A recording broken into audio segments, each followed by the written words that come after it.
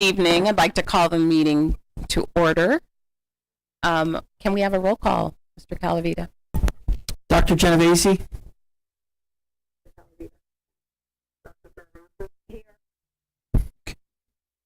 Mr. Kapadia?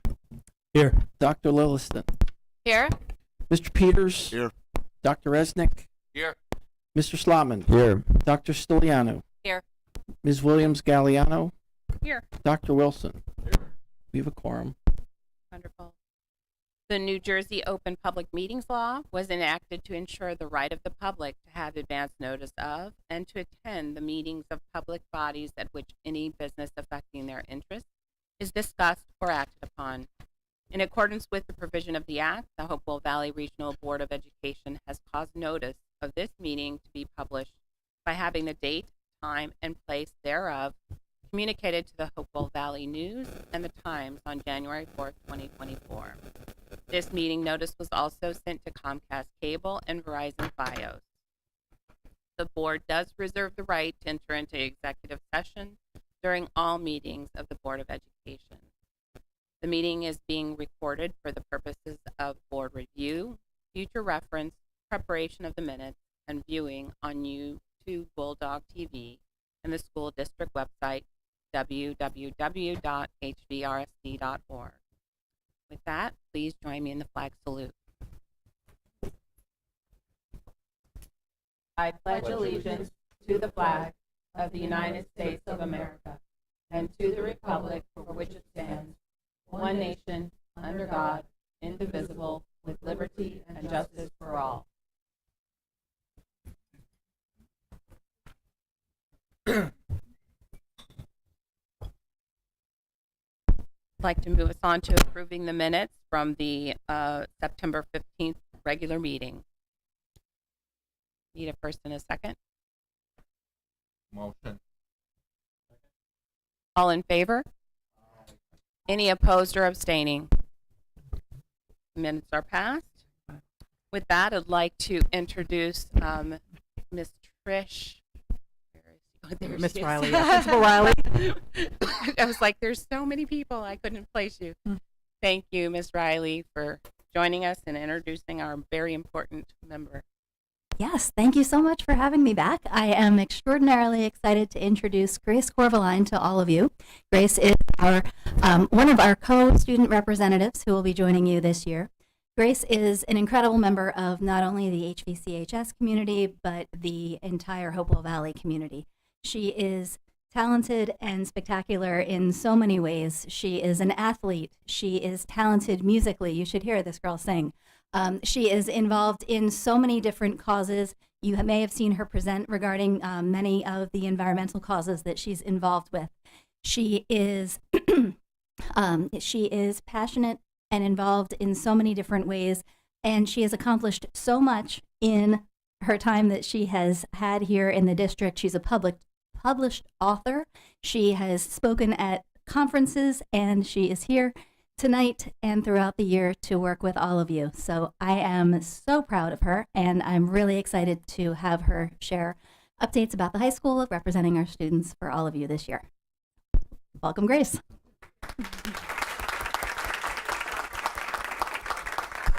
Thank you, Miss Riley, and welcome, Grace, to you. We're very much looking forward to having you with us, and I know you're going to be alternating with another colleague. I'd like to invite Mr. Turnbull up to the dais. Oh, she's going to do her report now. Yeah. Okay, sorry. You can stand there looking awesome, and we're going to go to Grace.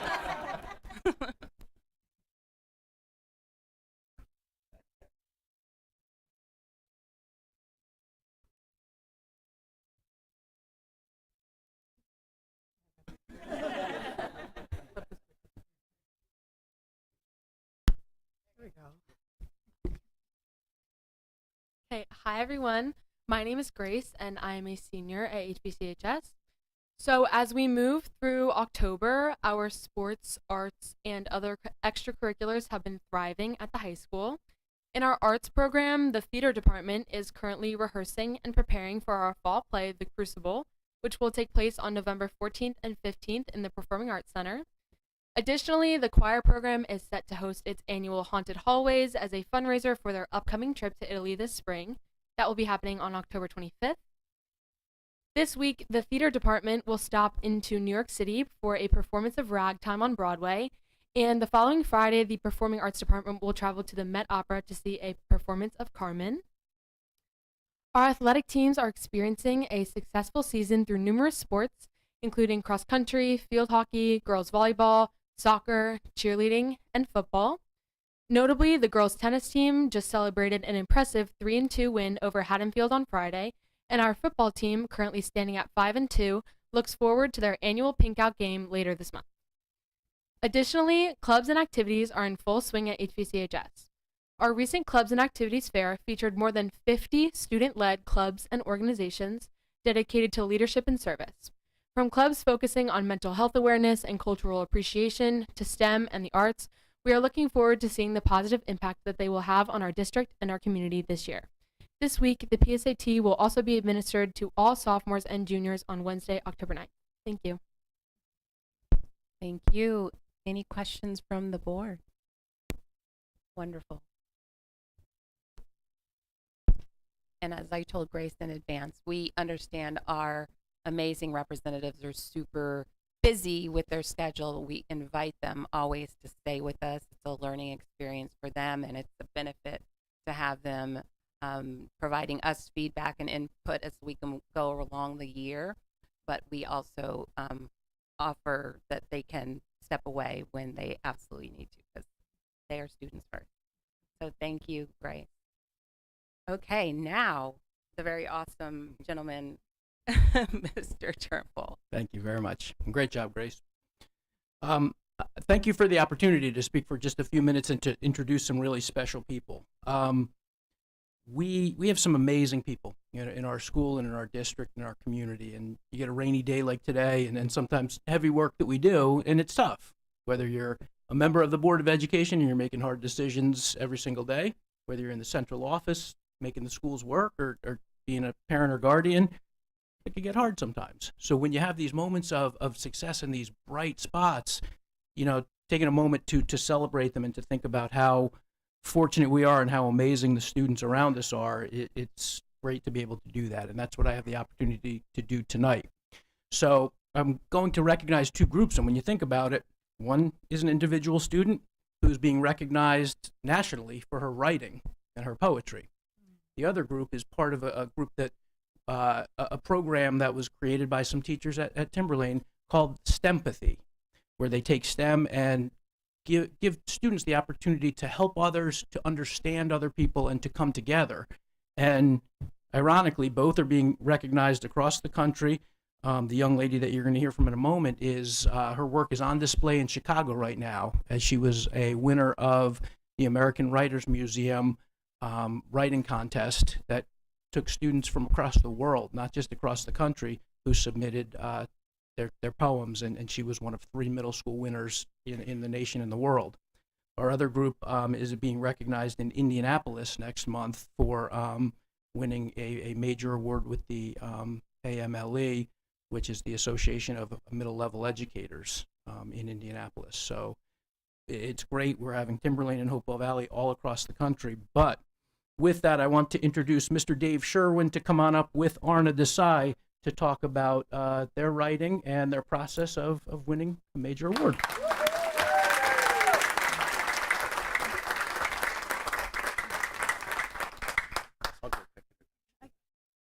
It's such a pleasure to be here with you this evening. Sometimes you put the invitation out there.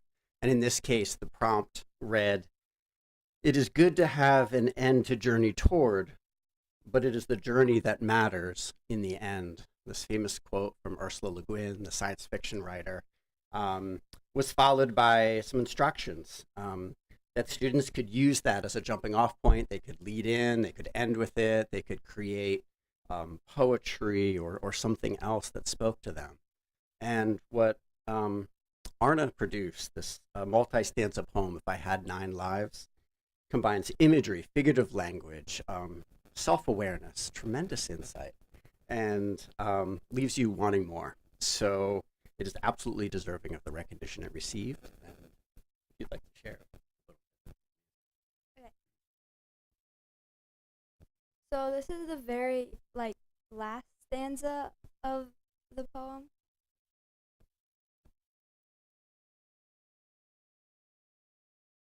My ninth life, I would move to the beach, back to the ethereal ocean. I'd feel the serenity all over again. I'd be in the harmony with the sea once again. I'd go back to swimming in the vast ocean all by myself, and as the tide would pull me gently under, I would look back, each life, the thread in the fabric of who I've become. I'd come to understand finally that everything I'd learned through each of my 9 lives mattered. In my first life, I'd learned sometimes what I dread most is simply misunderstood. In my second and third life, I'd learned that the people who came before me shaped more of me than I realized. In my fourth life, I'd learned a picture-perfect life isn't always the best life. In my fifth life, I'd learned I must lose myself in order to truly find myself. In my sixth life, I'd learned happiness is always there if I just look for it. In my seventh life, I'd learned to cherish the small moments in any life I'd been dealt. And finally, in my eighth life, I'd learned happiness can come in many forms: books, coffee, solitude. I'd smile, not with regret, but with a knowing gratitude. After 9 long, hard lives, I would finally realize the true meaning of life. It is good to have an end to journey toward, but it is the journey that matters in the end.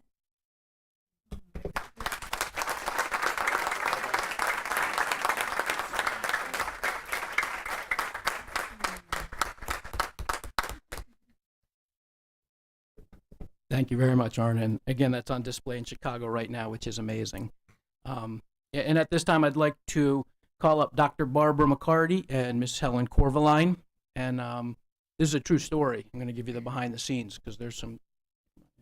Miss Green, come on in. Yeah, get in here, get in here. Over a slice of pizza not long ago. It's true.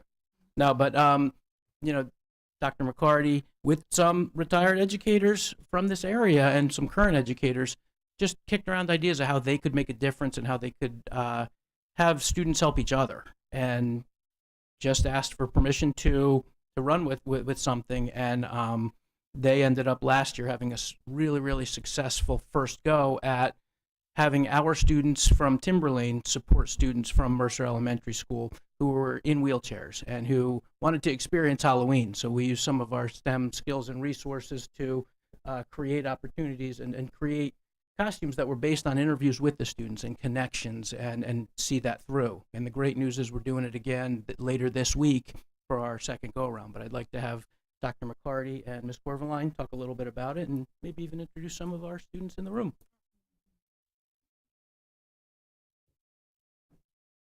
Thank you so much for the opportunity to explain our STEMpathy project. You stole my beginning. It started over a pizza conversation in the summer with some retired teachers, and we began to wonder, what if we took we always give the kids real life scenarios to make it connect with their lives and their communities, but what if we took it out of those scenarios and we placed it into real life? And through a retired teacher from Mercer Elementary, she said, I have connections there. And the texting started, and we built an incredible bond with the students last year through the medical detectives elective. We created 12 costumes, 10 of them for students at Mercer Elementary and 2 for students at Hopewell Valley. Our project was funded by the Hopewell Valley Education Association through a grant, and we were able to create the costumes, but more importantly, we were able to have our students have a connection with the students at Mercer County Elementary. We started off calling them our clients, and we ended up calling them our friends. We appreciate the opportunity to be able to take our students to deliver the costumes, and that was just an incredible moment for all of us. So when the next semester came and Halloween was over, we were like, what do we do now? So we created an inclusive carnival games that our friends could interact with in much the same way. So I promise I'm the last Corvaline you're going to be introduced to today.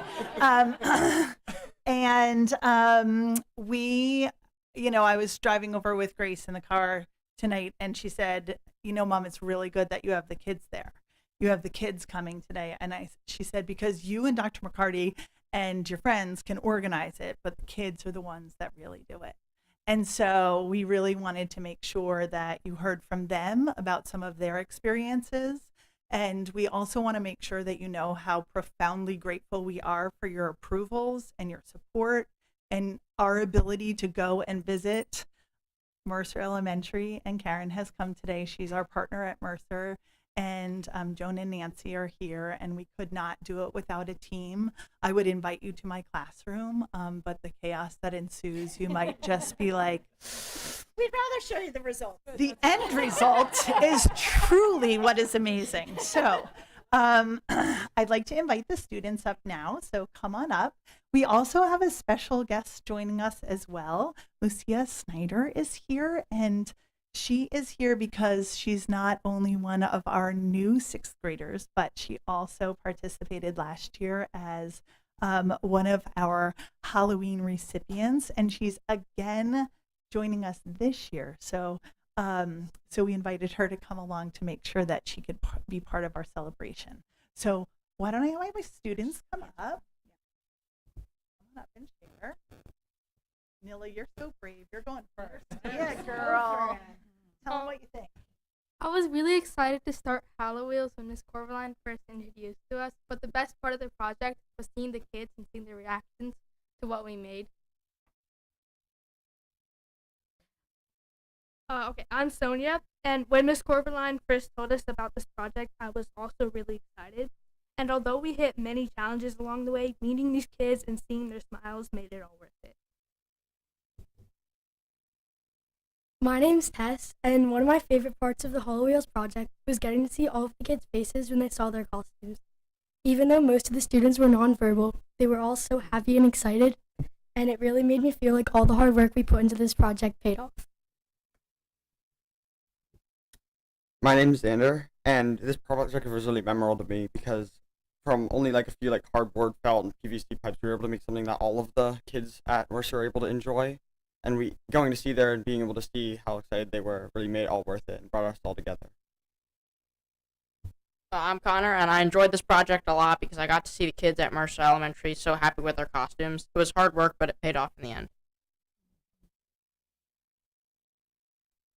My name's Aziza. When you see people who are different from you, I think it's easy to make assumptions, but I believe this project revealed to me just how alike we all truly are. And giving this gift to Lucia and connecting with her showed me STEM isn't just boring equations and science. But it's much more than that. It's a way to connect with others and give them true joy. My name.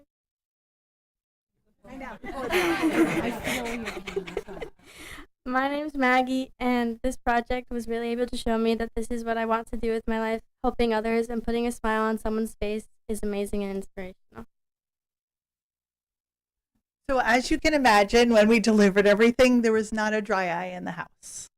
And so we just really wanted to make sure that all of the students that we worked with, and we couldn't bring all 55 of them, so that they were recognized and they know that they are absolutely part of this celebration. So would you like to come up?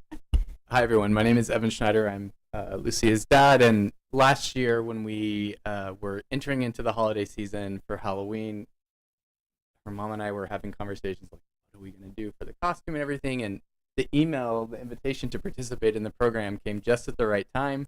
And honestly, it was a huge gift because it's a lot of work to design and build a costume like this. And we were I got an email after she went in the program, and they were wanting to know some dimensions of the wheelchair and stuff like that. And having built one of these costumes myself, I kind of knew there needed to be more information than what was being asked. And so I just suggested, could I bring Lucia in? And Helen said yes. And so we arranged one day, I went and picked her up from school and took her over to the middle school. And the kids were so excited to meet her and see her. And Lucia was thrilled to be over there. And we got to have a sneak peek of kind of what they were planning and everything. And it was just an amazing experience. later, when Lucia was in the hospital, I actually ran into Helen at PQM, and I must have not looked like I was doing very well, because she came up to me and she was like, "How are you? How are things?" And so I just shared a little bit about what was going on, and it was so fantastic to have a member of the community who I knew come up to me and care about what was going on in my life. So thank you, Helen, for that, and thank you for including us in the project.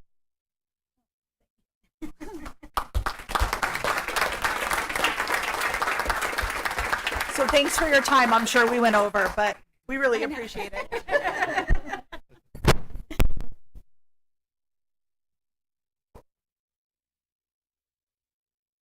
And again, thank you for affording us the opportunity to share some of this. But again, I speak for myself, and I think everyone that's walking through the halls at Timberland, we're so blessed and fortunate to be there with some amazing people. So thank you for helping us share.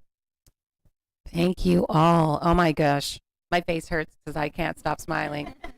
That is doing education right there. That is incredible. And thank you, thank you all for coming up with the ingenuity, or putting the ingenuity into action, and for the students being all in, and for the parents saying yes.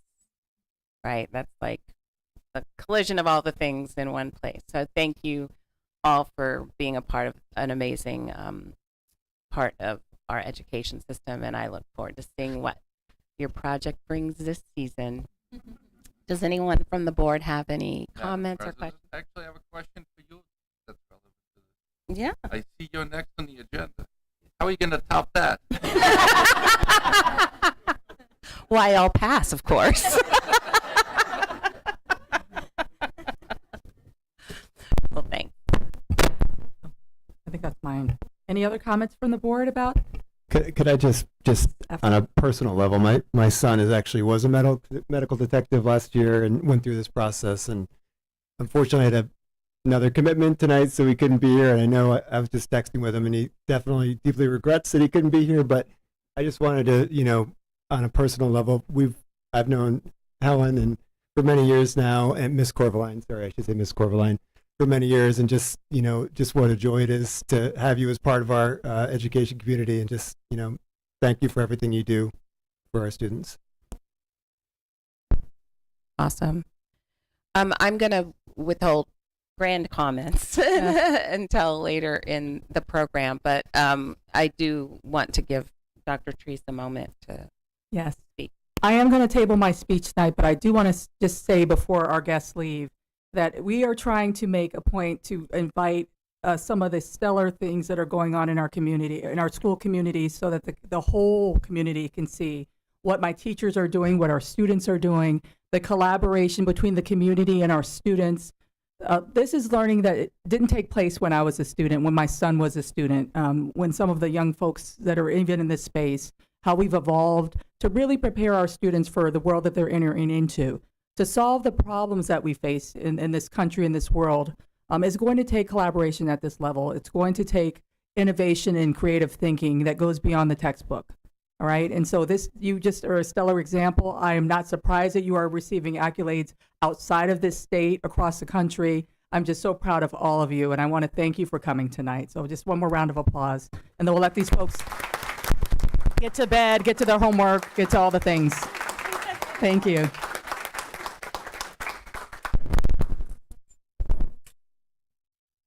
So as they're transitioning, we're going to get ready for, we have a lot on the agenda tonight. We're talking about CUSAC, we're doing performance reports. I know, don't rush out. All kinds of exciting things. We're talking about the budget. Yes, but now you know where our money's being spent. You know what happens here. So that was a great example.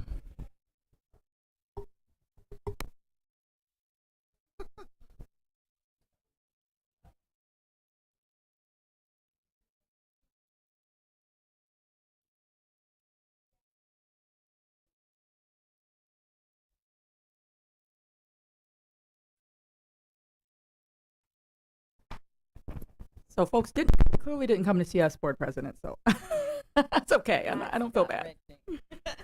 Okay, I'm gonna pass it back to you. I am going to pass it to Mr. Calavita for our public hearing and adoption segment. Okay, so this is a official public hearing and adoption of a refunding bond ordinance for the 2005 school bonds, which requires a 2/3 roll call of the full members of the board. So what we're basically doing is we're refinancing bonds that were issued for the previous referendum we did in 2016. I think that date is wrong on there. It should say 2015, not 2005. We are going to be refunding these bonds at a lower interest rate, which we are required to do by law. The bonds will run the same term as the existing bonds, so it won't be extending the debt out any further. Again, so if there are any questions on as to why, we're able to open that up to the public for any comment on that, as well as the board. So you can. Do you want to, anything from the board first?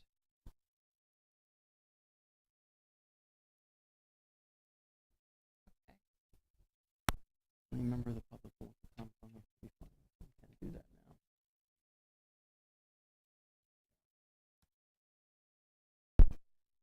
So as Mr. Helvita mentioned, we do want to hold a public comment specifically on the refinancing mentioned. And as such, the members of the public are invited to address the board on this specific matter for a maximum of 3 minutes during this portion of the meeting. You're asked to state your name, address, and municipality. In response to your comments, the Board of Ed may respond or direct the superintendent to do so. The board may also opt to take up the matter at a future meeting so that the matter is researched by the district administration. Refer to our timekeeper for direction. Yeah, so I'm the timekeeper for today for this public comment and all public comment today. If you see a yellow, that's a 30-second warning, and if you see a red, that means your 3 minutes are up. Thank you. With that, public comments are now open.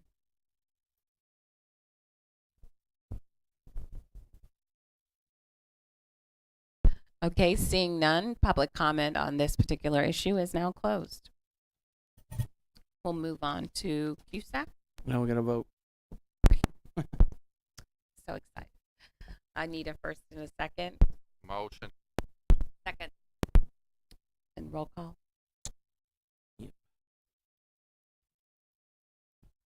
Mr. Kapadia. Yes. Dr. Lilliston. Yes. Mr. Peters. Dr. Resnick. Yes. Mr. Slotman. Aye. Dr. Stiliano. Yes. Dr. Wilson. Dr. Genovese. Yes. Ms. Williams Galliano. Yes. Motion carries. Yes.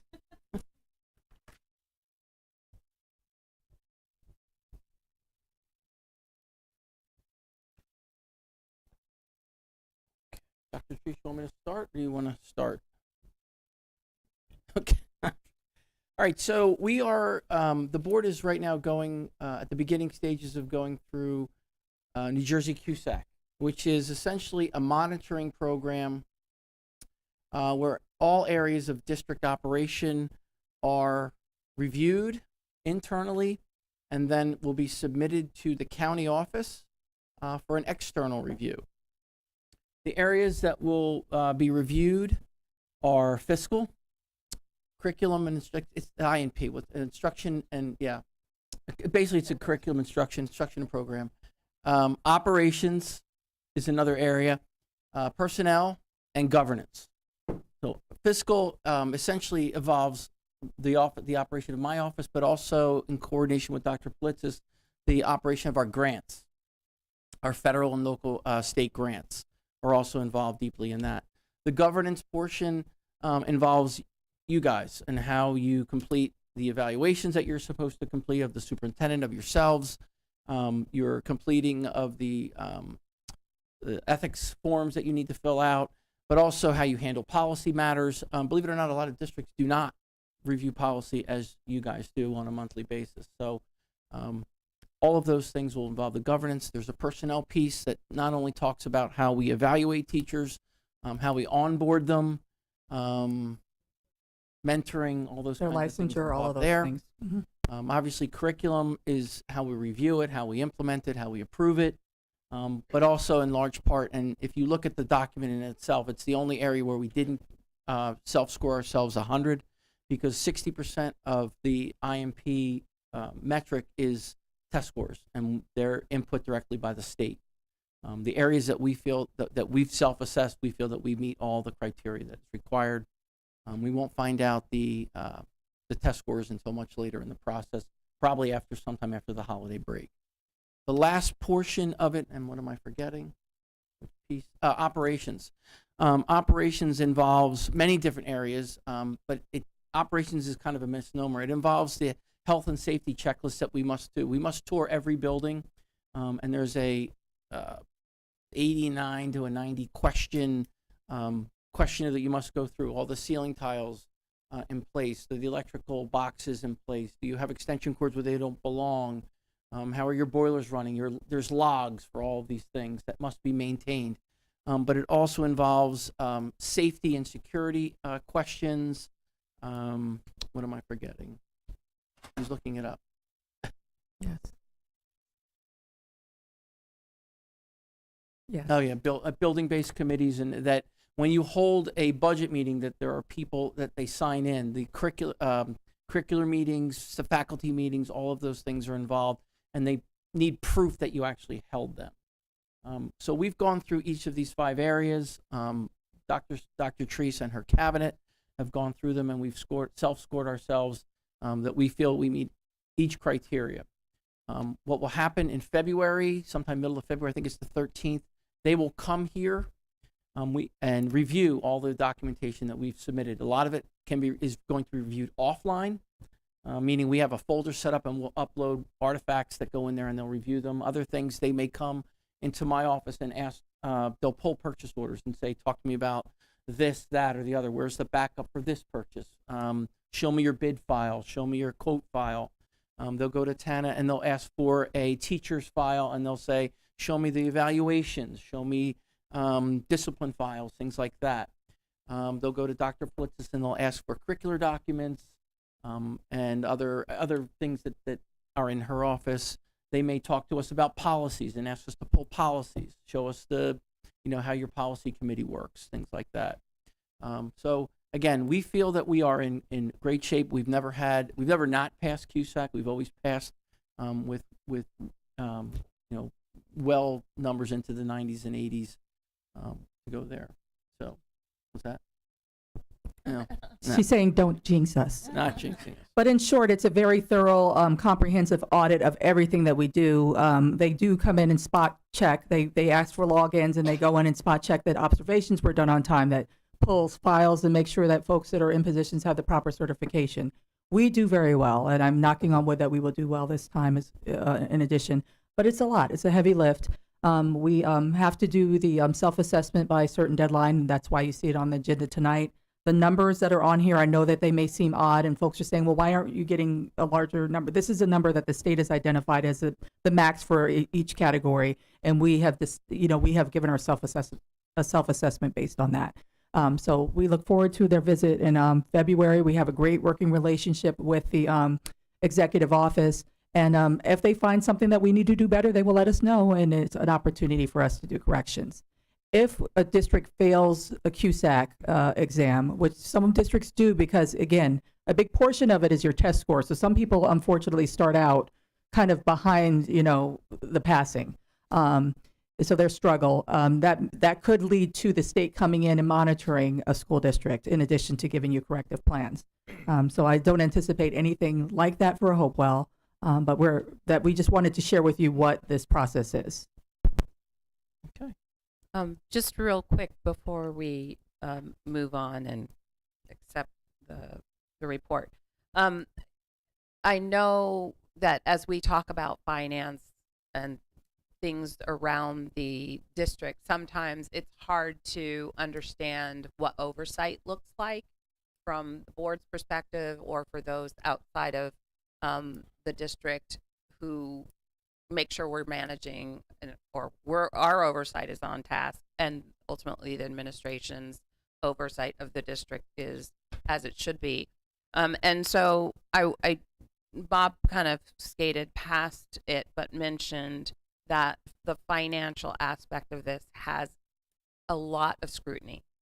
So there are, and I just searched randomly, there are, 4 or 5 different places where financials comes up in the CUSAC report. So this is a full-on audit. If anybody's been through an audit, they're not fun. They can pick anything that they want to pull out of your records and your policies and things. So I just want you to be assured this is an example where we have outside parts of the state coming in and looking at the work that Hopewell Valley does. And so the conversations about, have you moved money from here to there? That's a hard no way, because we would fail any CUSAC audit. So just wanted to point that out, that that comes up, but this is the oversight that probably isn't present to the community as likely as they're knowing that the board is also overseeing. This is much outside of our realm, and it is rigorous, and there's no kind of, skating by or getting over. So I'll leave that there. With that, do we need any other questions from the board on this? I think just a clarification, because Bob, you, Vicki, and I talked really briefly before the meeting. So I just want to make sure that folks are clear on the board what this 40% means for instruction and program, right? So that doesn't mean we got a 40% in instruction and program, right? Because when I first saw that, I said, what's going on here? Can you just share sort of why the score looks that way and what the other inputs are to get us to the final score? So the 60% is really based on our NJSLA scores. So the state has some formula that they figure out what our percentage would be, or what our points out of the 60 points would be, and then the 40% or the 40 points that Dr. Lillison is mentioning is just our curriculum review. So we really only have control over the curriculum review portion, because the other test scores have already occurred. And to your point, Pam, I have a problem with making us submit at this time without them giving us the scores, because we can't pull them out of anywhere. They've got to tell us. And for us to have to submit by, it's a very early submission date. For us to have to submit before they've given us the scores is really misleading to the public.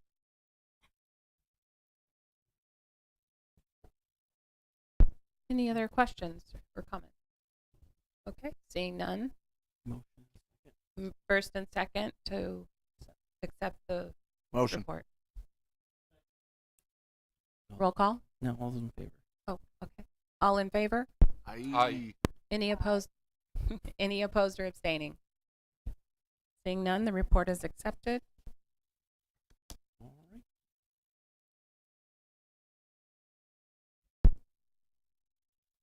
To student achievement.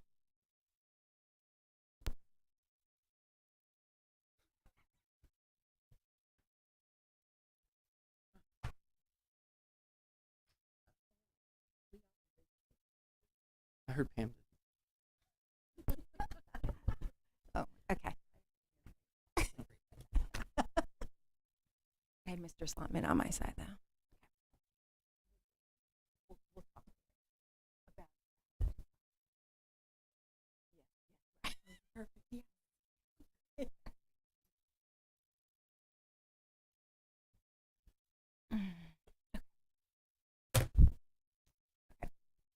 Hello, everybody. Thank you for joining us tonight as we review the 2025 Achievement Report. This presentation will give us a clear picture of where our students are excelling and where we can continue to grow. We'll look at advanced placement trends, SAT performance, state assessments, and talk about continuous improvement goals. Here's a quick overview of our agenda. Now, just note, I know I'm going through this quickly, but this will be posted on the website for people to check out at their leisure. The AP Overviews is situated around how Hopewell Valley students are performing on AP exams as compared to other students in New Jersey. I chose to organize the presentation around that comparison, as those are the students that our students will be competing with in terms of college acceptance.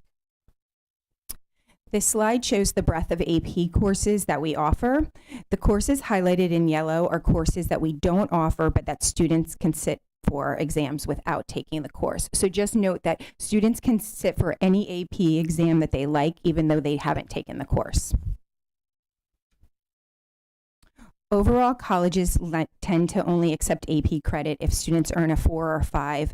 However, in a study published by College Board, it was found that students who earned a 1 or 2 on an AP test are more likely to enroll in a 4-year school, are more prepared in an intro college level course, and are more likely to take future AP tests and score higher. The objective for our students is to prepare them to be at the 4 and 5 score level, but students who don't earn those scores are still being exposed to preparation and experience. I'd briefly like to talk about AP enrollment. The bar graph highlights this year's test takers by demographic.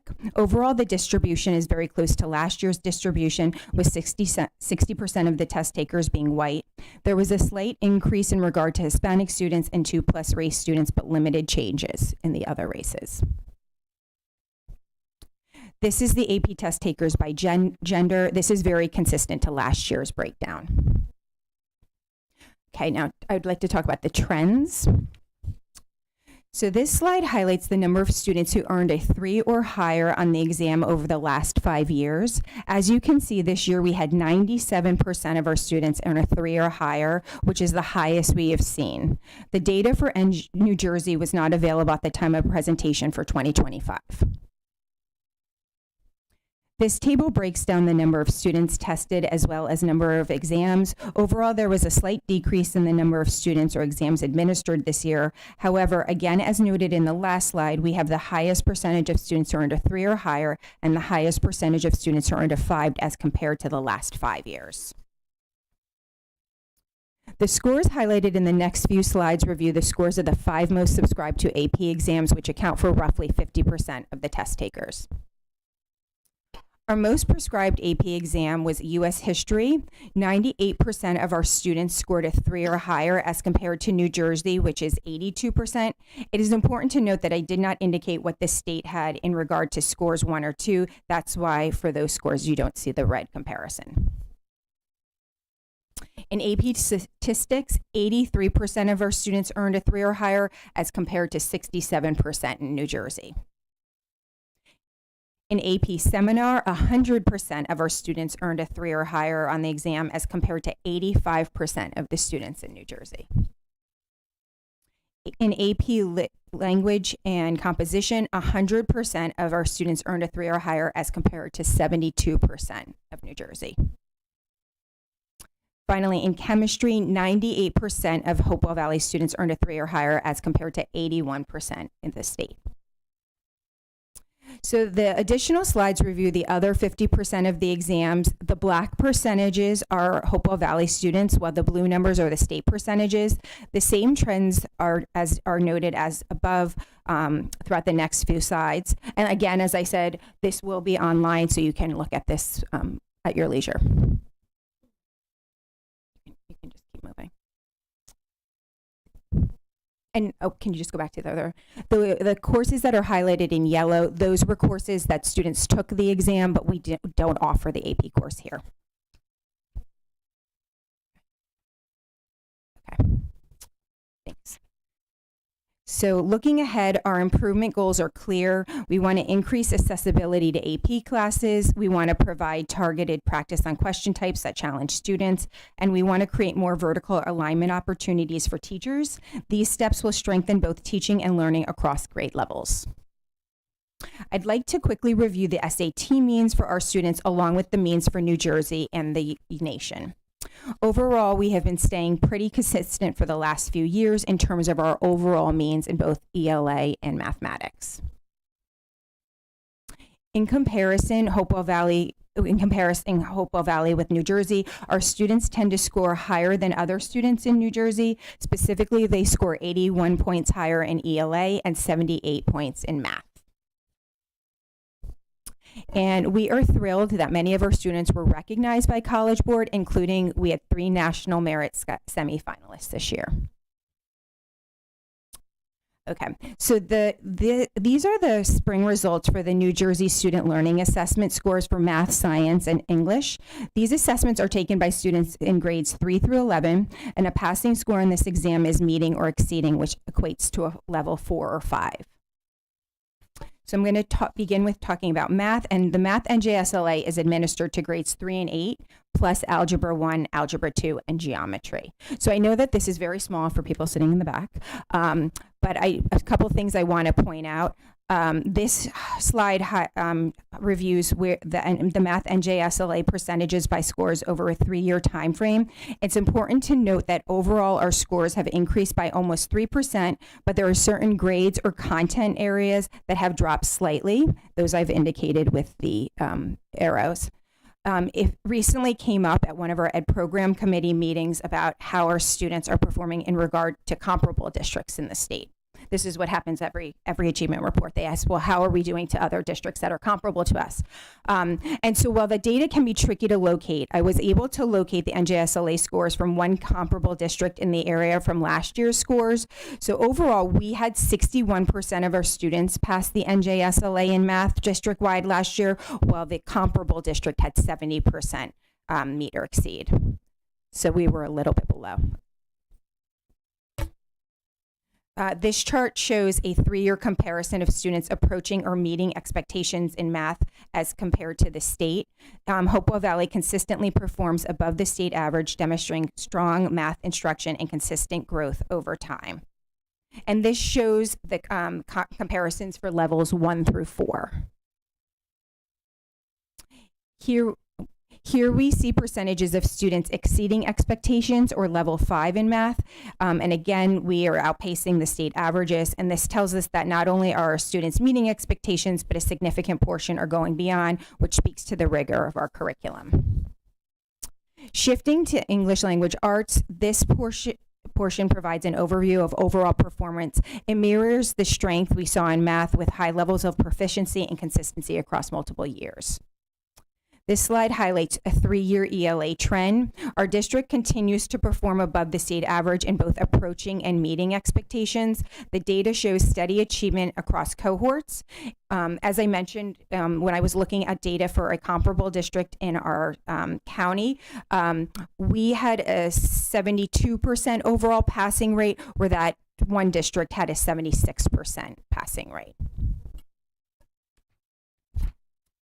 Our students are meeting expectations in all grades, and the percentages are higher than the state. It's also important to note that there was an increase in the overall percentage of students meeting expectation as compared to 2023 and 2024.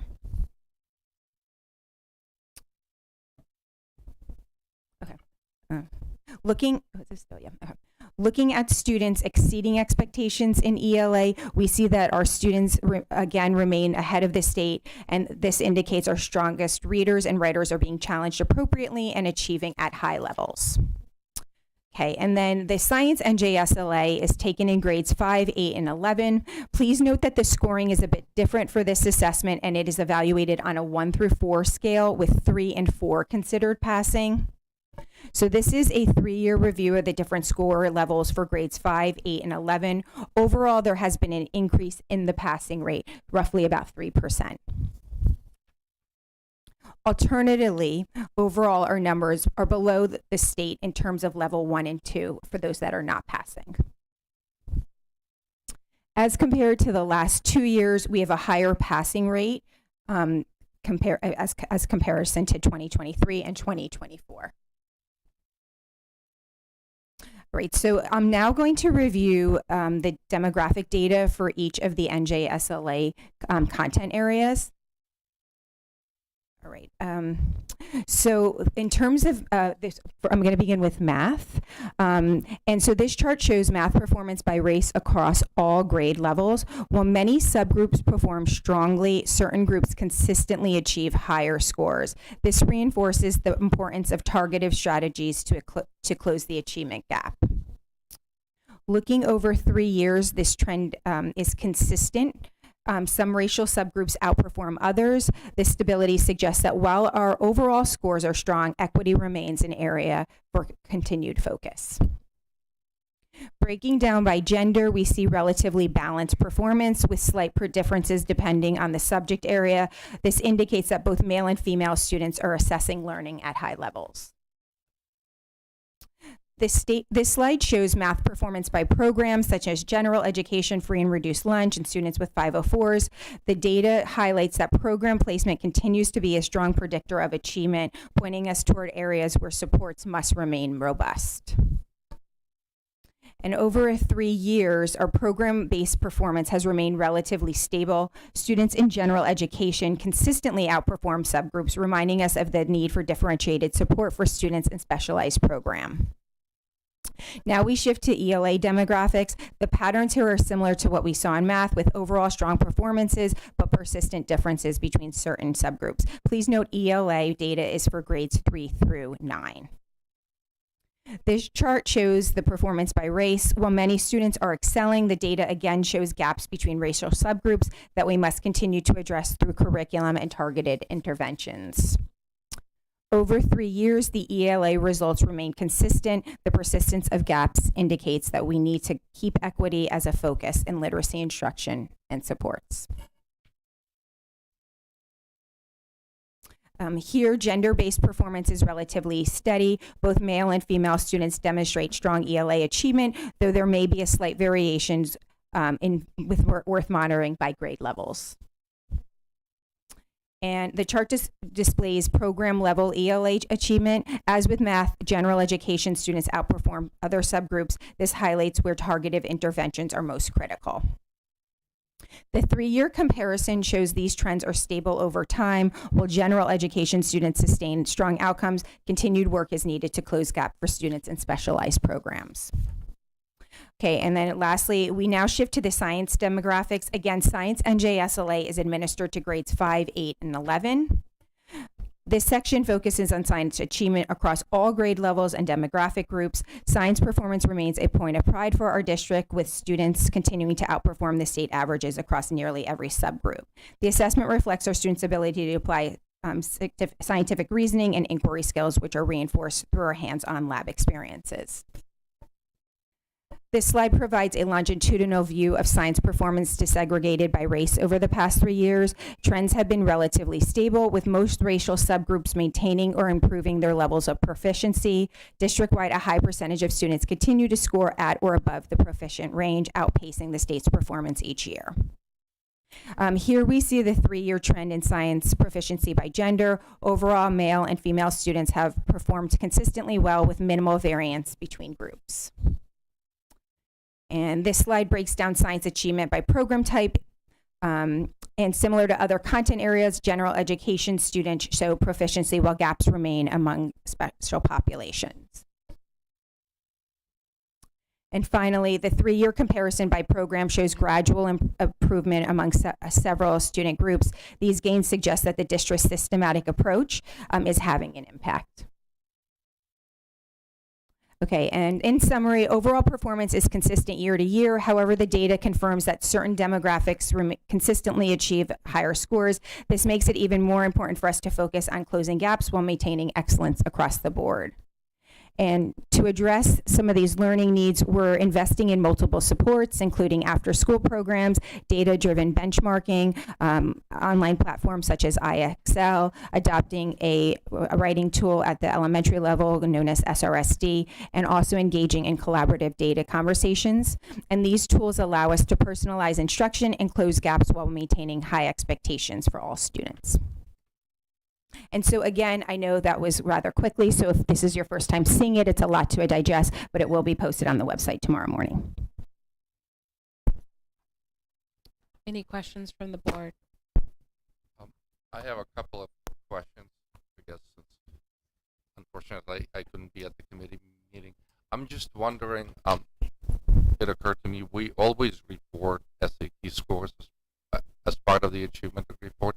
I believe we have quite a number of kids who choose to take the ACT instead. Mm-hmm.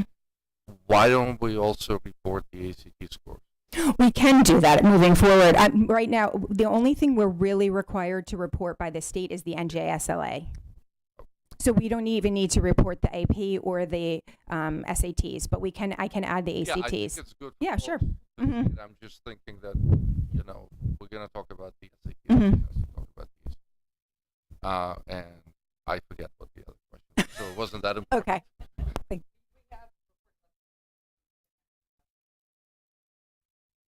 Oh, I know what the other question was. It's really a question for Dr. Lee. So we had previously discussed what we were going to do, actions that we were thinking of taking with kids who did not score a satisfactory score on the NJSLA in terms of remedial actions. Did we ever put that in place? Yes. And was that in place before this latest round or only after this round? It would be after this round because we put that in place in the spring. It would have been in the program of study for this year. Okay, so next time we look at this, we would be able to see if that made any difference. So we put the remedial measures in place for the NJGPA. So those are for our current 11th graders or 12th graders. But one thing that I've been marinating on is perhaps looking at the NJSLA scores and identifying, you know, to get the students before they take the NJGPA, since that's the required graduation course. But I think we can talk more about that at EdCom. So I have a quick question. The comparable district that you referenced, can you just kind of speak to, you don't have to say who it is, but can you just speak to like what the metrics are we use for what comparable would be? I was just trying to look for a district within our county that had, you know how they have those ratings, the A through J.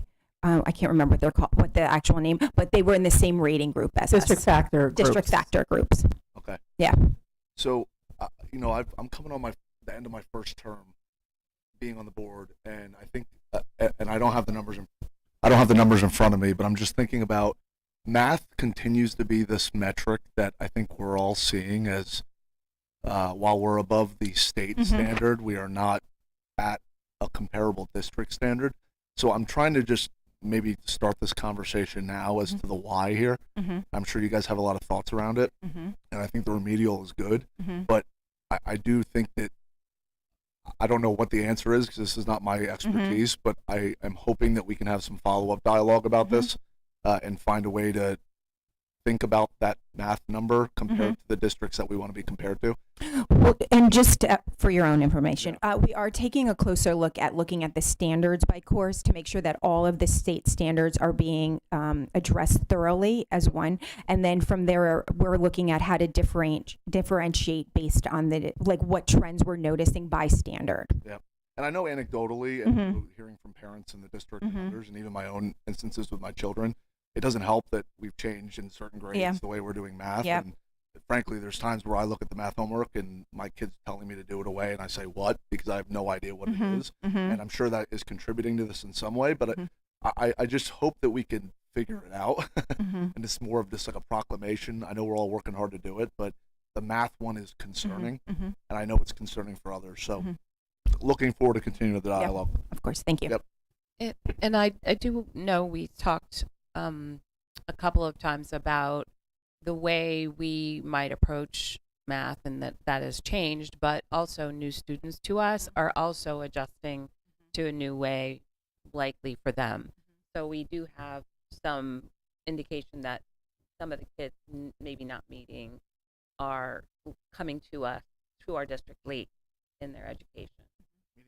Sorry, meaning like below a standard? Is that what you're getting at, or what am I missing here? No, they learned a different method. They have a different methodology. And then they're coming to us and learning a new method. So there's that, or it could be we don't know where they're coming from. We don't know the rigor of their education, and they're coming to some rigor that we need to catch them up. Got it. So it's not, there is some not necessarily about capability or ability. It is the catch up. Got it. Okay. Thank you. And I just want to alert you all that our students do very well. Yes, we can always strive to do better. And a like district by just the district factor group is not enough. You really need to disaggregate the data and look at what students make up that group, right? So that all of those things are things that we're digging into.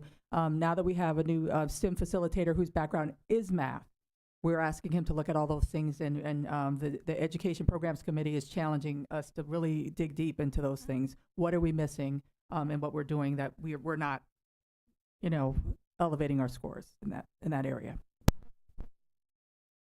I had just 2 questions. So the first one is about the AP classes. So one of your recommendations, Dr. Blitzis, was to increase the accessibility of the AP, I think it was the AP courses you said. And I'm curious as to why, because the fact that we're doing better in those areas makes me wonder if we're actually doing a better job in terms of matching the students who should be taking those courses to the courses. So just curious to hear more about that. And then the second thing I just wanted to lift up is, I think, as I've been reviewing these scores, we do see sort of persistent disparities. That's not a secret to anybody, by race, ethnicity, by sociodemographic characteristics. But I think in general, we've been seeing scores go up for everybody sort of over the past couple of years, which is a really good news story.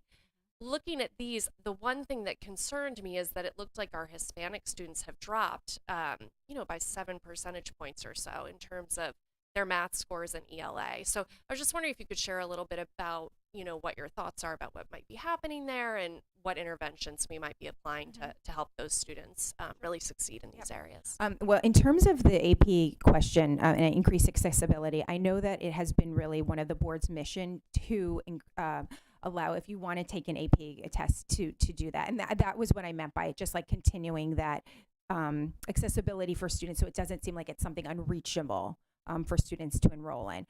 In terms of specifically for the Hispanic population, we have like Ms. Galliano was saying before, we have been looking at when students are enrolling in the district, and so some of the students may be enrolling later on in the district, so that when they take the exam, they may have only been with us for a year. So we're trying to put in place more nets to help identify where those gaps are and to address those gaps for new students. And that's not just for one race, it's for all students. Yeah. I had a couple quick questions. Firstly, thank you for all of the data. And just echoing what Dr. Lillison said, it is great to see year over year the increases in our test scores. This is my second year on the board, and I feel like whether it's NJ GPA testing results or the results we've just seen now, there does seem to be a persistent gap between the achievement of our Black and Latino students and our white and Asian students. So we've talked a lot about this, and I don't want to look and read too deep into the year-over-year fluctuations, because I know we've also talked about this where, because how small of the populations of these specific ethnic groups in our district are, 1 or 2 students changing their scores oftentimes can lead to some of these fluctuations. But I'm curious, the gaps overall are still there. And what are we doing as the targeted interventions and curriculum changes that we've talked about? I think, like, just having served on the board now, we've heard a lot about it, but I don't know what the actual interventions have been. So we are providing, like I just said to Dr. Lillison, we are looking at kind of getting a profile of students. So I know when I presented the NJGPA results, like I did a deep dive into who wasn't passing in terms of racial ethnicities, and the majority of the students who didn't pass were the students who had only enrolled like from 8th grade onwards, which is, we should be celebrating that the students who are coming through our system are passing. But so to your question, Drew, is that we are looking to put in place more supports, whether that is after school interventions, whether that are in the classroom more culturally relevant pedagogy, whether that is just differentiating the instruction overall.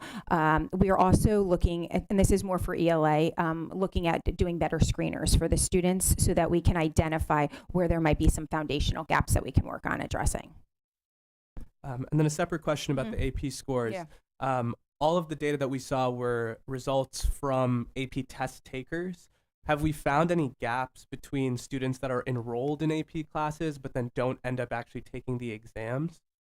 No, we really not really, and I mean, I don't, in terms of like their grades, you're saying per remarking period, or No, just if there are any particular, demographic differences, if there are specific communities that are enrolled in AP classes but then don't actually end up taking the exam, if there's just anything that we're... No, we haven't noticed any trends in that. I mean, one thing I have noticed though is that now that there's more dual enrollment opportunities, that I think that's one of the reasons why our number of test takers or exams administered last year went down, because I think students are going with like the dual enrollment. So it's kind of we've been offering more dual enrollment, so it's kind of like then with the APs we might not have as many test takers. I know that doesn't really answer your question, but I thought it was important to know. Yeah. Thank you. I just have one quick request. When we're some of your slides had this and some of them didn't. So the ones where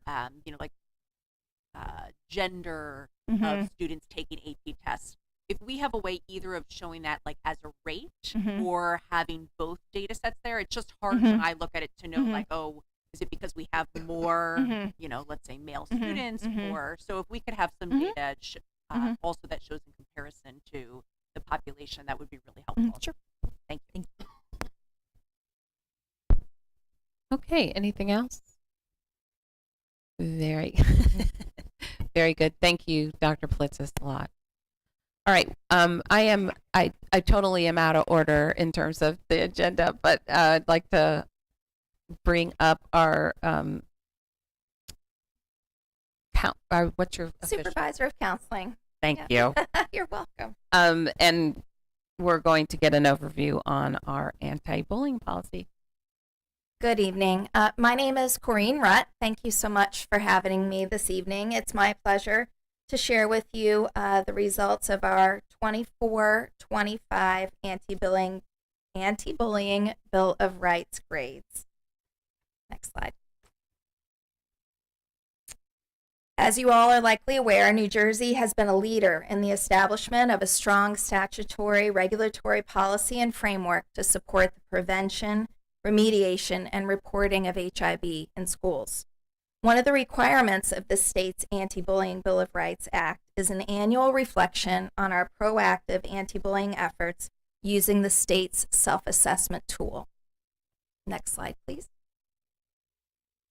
This tool includes 8 core elements that address the ABR requirements for schools, and each of the elements is listed on the screen. School safety teams meet and are tasked with assigning a grade or a rating to their efforts according to the rubric. The core elements are listed here, and as you'll see, some include HIV programs, HIV personnel, curriculum instruction, and more. All right, the grading scale the state gives us is on a rubric of 0 through 3. 0 meaning does not meet the requirements, 3 meaning exceeds the requirements. This grading scale is specific and limited. So I want to take a moment to point out the example that I've provided on the slide here. If you look at the difference between meeting requirements and exceeding requirements in this one case, and this is pulled right from the state's rubric, the difference, so in order to meet the requirement, we have to celebrate the Week of Respect during the week, the first week in October, and hold activities related to character education and HIV prevention. In order to exceed requirements in that area, we have to do that, plus plan activities in collaboration with school staff, students, and community members, as an example. So I'm really pleased to say that, and you can go ahead and go to the next slide. I'm jumping ahead of myself a little bit, but the fluctuation in our grading has been oftentimes just the difference between meeting or exceeding requirements. I'll get back to that in just a moment. So the school safety team is responsible, as I mentioned, for completing the self-assessment. They meet several times a year in addition to doing this self-assessment with the goal of strengthening school climate and thinking critically about preventing and addressing HIV. Okay, next slide. All right, so what you see here are the 24-25 ABR self-assessment results from each building. And you'll see results from each of the 8 elements. As an example, if you look at element 1, the maximum amount that any school could have scored in that element is a 15. That means that they exceeded requirements in each of those components of that element.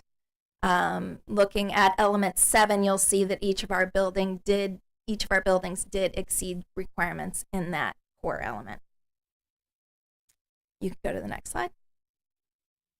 So what I have here now are our total scores by school. A score of 50 on this rubric from the state means that all expectations have been met. You'll see that in each building we are well above that and are erring on the side of exceeding expectations. Next slide. And this is an average of our district as a whole over the past 4 years.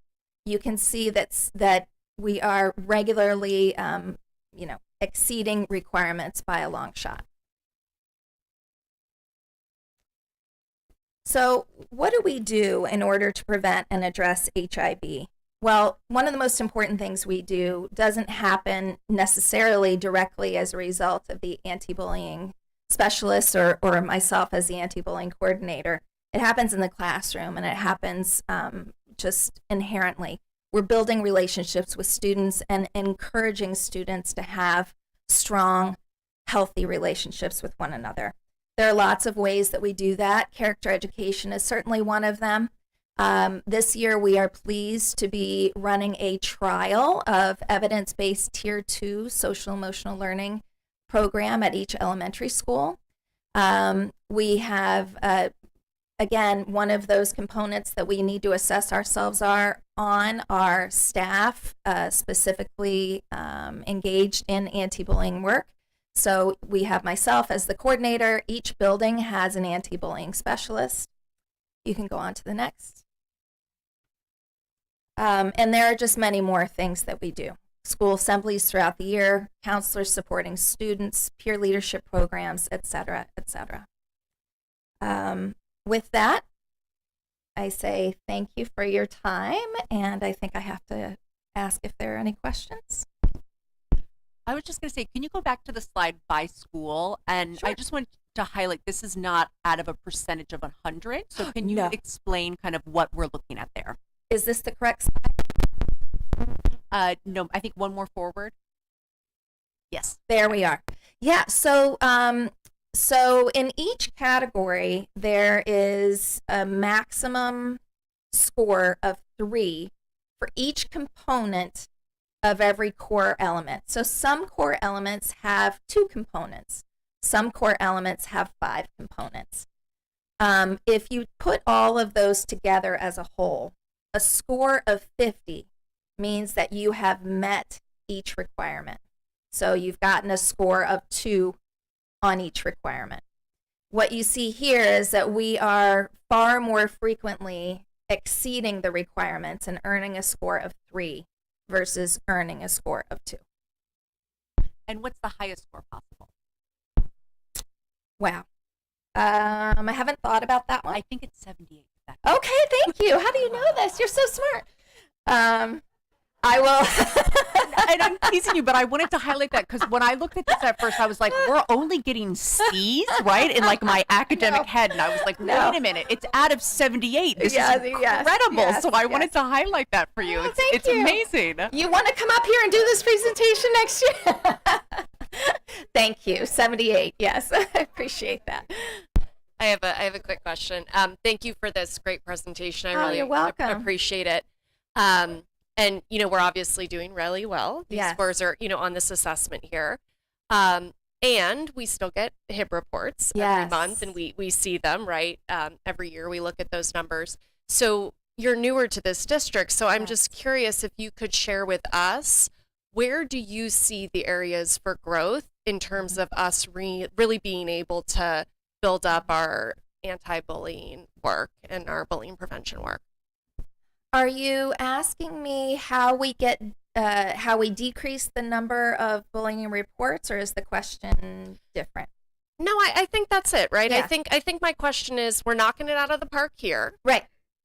We're still seeing reports come in each month. Yeah. I don't know that we're doing much worse than any other school district. Right. But where do you see the gaps? Where do we need to be putting more energy, if anywhere? I think the good news, bad news of this is that, from my perspective, this district has a culture of reporting.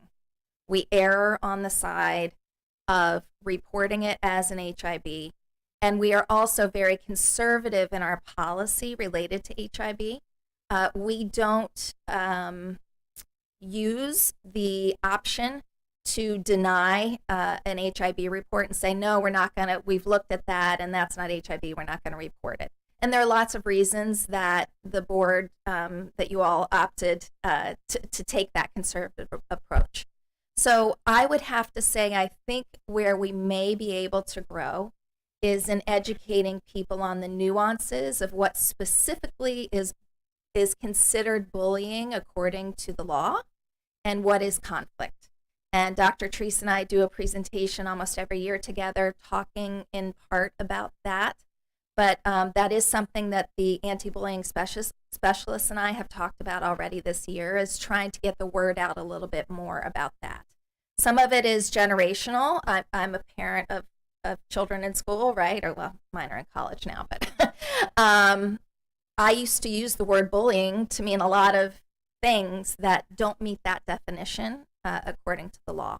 And so I think that's an area of growth that if we're able to do that, we may see the number of reports come down. I'm speculating. I don't know, but that's my hunch. Yes, sir. Yes, sir. Yes.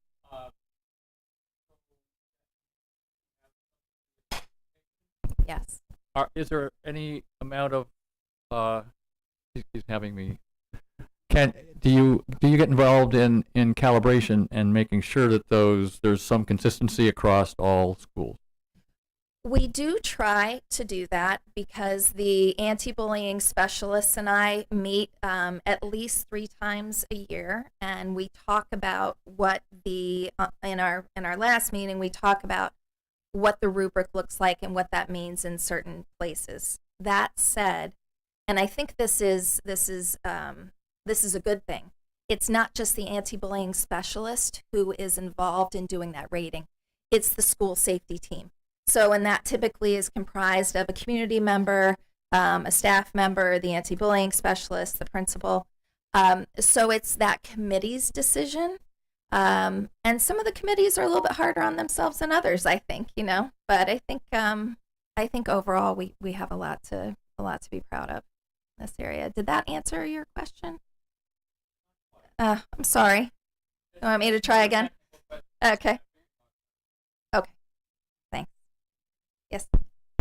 To go back to your previous answer, if you're going to educate the community about what constitutes bullying according to New Jersey statute, yes, I think it's just as important, if not more important, to educate folks in our community that when there's an incident, the actions that the district takes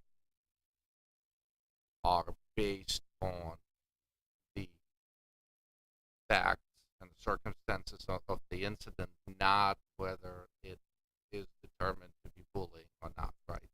Absolutely. That, right, because there's a perception in the community Yes. that if the district determines that something is not bullying, then the consequences kind of go away, and No. that's patently not true. That's absolutely not true. Yeah. And Right, but I know it 'cause I'm on Right. the board. But we need to You know say that it, more. But I think a lot of people in the community are confused about, understandably so, right, between what we do because of statutory requirements around HIBs and the reporting, and what we do as part of routine normal disciplinary proceeding. Yes, thank you for that. And those conversations are had when the principal and vice principal, having been in both those roles, we make those calls home and say there's an investigation. The consequence has already been issued well before sometimes we get the findings for the HIB findings. The HIB findings, whether it's found as bullying or not, do not give you an extra scoop of consequence, right? The consequence has already happened. We've already addressed those issues with the students, because most times it's whether it checks the box or not. If it's a violation of our code of conduct, which it often is, a consequence needs to come immediately. It can't come sort of 3-4 weeks after, or 2 weeks after everybody's been interviewed to check the box. The HIB report is not for us to decide if we're going to give a consequence or not. It is for us to report to the state, for them to determine if we have a problem in our school district. And that's what we use it for. And then the question is, what are we doing, just like you're asking us now, to make those numbers come down? It's not for us to decide whether or not something was done wrong. You can do something very wrong and not check that box. And so that would be dealt with immediately. And the only point I was making is, if you are going to do community education, right, that point has to be a big part of it, right? Thank you. Any other? I was just going to add to that, Dr. Treese, because I think it's a really good point. One of the things that I appreciate both as a board member and as a parent here, right, is you are 100% correct, right? We as a district take HIBs and bullying very seriously, and there are other districts across the state that are much more likely to not consider something a bullying event. Or there are some districts, I think, right, that are worried if they have numbers and what that means. And we take the opposite approach here, right? We rather it come to the board as a HIB, like you're saying, so that it can be reviewed both by the state and by the board to make sure that all of those children are being supported, right? Because that's something that we really, really value here, that any child that feels that they are being bullying is supported just across the district. And to balance that, right, we've done a lot of work as a board and a tremendous amount of work from the administrators and principals and teachers to also then not just say, okay, well, then here's a consequence and that's it, right? That this is really a learning opportunity. And so a lot of the work that's been done here in the discipline code to bring in restorative justice, to bring in opportunities for healing, to bring in education, right? And the balance between those, so that people who are engaging in behaviors that are harming, right, are being re-educated, are being supported to learn and to behave different, while also ensuring those who are being bullied, right, are fully supported in the district. And so I just wanted to highlight, because I think our district does exceptionally well with that balance here, and wanted to really highlight that. Thank you. I second that. Anything else? All right. Thank you so much. Thank you for your report. All right. We are going to move into a specific public comment section for on our anti-bullying report. So I'll remind the members of the public are invited to address the board on not on any matter, but the bullying report itself, for a maximum of 3 minutes during this portion of the meeting. You're asked to state your name, address, and municipality. In response to your comments, the Board of Ed may respond or direct the superintendent to do so. The board may also opt to take the matter up at a future meeting so that the matter is researched by the district administration. With that, you know your time rules, and public comment is now open.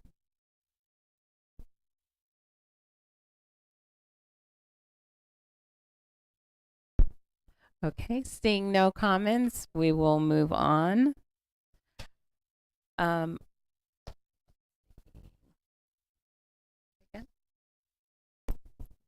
Yes, we are doing the budget presentation for special ed. Hey.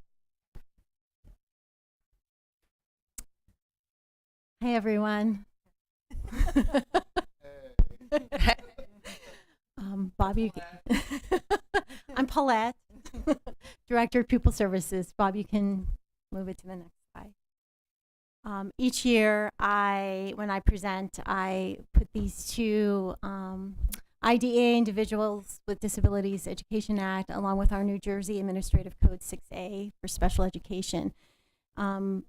These guide our practices, our timelines, our procedures, our policies, and how we support and educate children with special needs. Next one. Under the umbrella of the pupil services, I could not do my job and provide the services that we do for our children without the support of our Counseling supervisor that you just saw, Ms. Corinne Rutt, our supervisor of elementary special education, Dr. Beth Hoffman, and our secondary special education supervisor, Mr. George Needham. Together, we work to support all of our special education students, all of our students with 504 plans, all of our students who receive counseling services. We oversee nursing, the school physician, and any medical issues related. Our office supports families who have housing insecurities. We oversee the IDEA grant, which I will show you in a few minutes about where that funding goes. Mental health supports and contracts outside of our staffing to support our students. We oversee home instruction and the extended school year for our students with special education needs. So this is a breakdown of our students as of today who have 504 plans, which are legally binding documents that support students with disabilities. The difference between the 504 plan and the IEP, Individualized Education Plan, is the 504 plans provide accommodations, not modifications. So we're not altering the curriculum in any way. And you'll see we have 250 students as of today who have formal 504 plans. Our umbrella, every piece of our umbrella oversees and supports social emotional learning for our students. We have a board committee that meets monthly. We also have a district-wide committee where we average anywhere from 20 to 40 members across all 6 schools who help to create and plan social emotional learning days. We just had the Week of Respect, as Ms. Rutt just shared, in October. We have monthly themes that support our students and use common language so that we can practice these character traits through Character Strong, a curriculum that we implemented, I believe this is our 3rd year. So you'll see respect, responsibility, gratitude, empathy, perseverance, honesty, cooperation, courage, creativity, and kindness. Looking at our special education population, as of today, we have 784 students across our district who receive special education services. These are classifications that are needed to help us with accessing the funding and the educational supports needed to educate properly. I've highlighted a few because I want to point out for this year, we had a shift upward of students with more involved challenges, so mild to moderate intellectual challenges and autism. And you'll see the numbers, you think, well, that's just kind of, that's not a lot, but you'll see the code requires the classroom sizes to be a specific number. And if we go up by 1, we need to open up another classroom. And that actually happened with us this year. Those are last year's students. Yeah, classifications, yes. The ones in parentheses are last year's, and then these are this year's. I do also want to highlight, if you look at our specific learning disability number, it has come down. I do attribute that to the hard work that Dr. Politzis, our principals, and all that we're doing with regard to the science of reading and supporting reading and writing needs across the elementary grade levels. Our preschool, we have a very large preschool program across all 4 schools. We have half-day integrative programs for our 3-year-olds, afternoon programs for our 4-year-olds, and then we have our full-day program for our students who are identified as preschool disabled. We have special classes across all the schools. You'll see I've highlighted where these classes are. For example, Bear Tavern houses 5 of our preschool classrooms. Hopewell Elementary houses our language learning disabled classes, K through 5. Tollgate emotional regulation class, Stony Brook our multiply disabled classes. The middle school has, again, these 3, I don't need to name them all. Central High School also has the same multiply disabled learning language class and emotional regulation class. I can say also with confidence that none of our classes are what I would consider, the state would consider self-contained, and I'm very proud of that. They may receive their 4 core academic classes in one classroom or between 2 classrooms, but they all have homerooms. They all go to electives. They all receive inclusion, social studies, and science.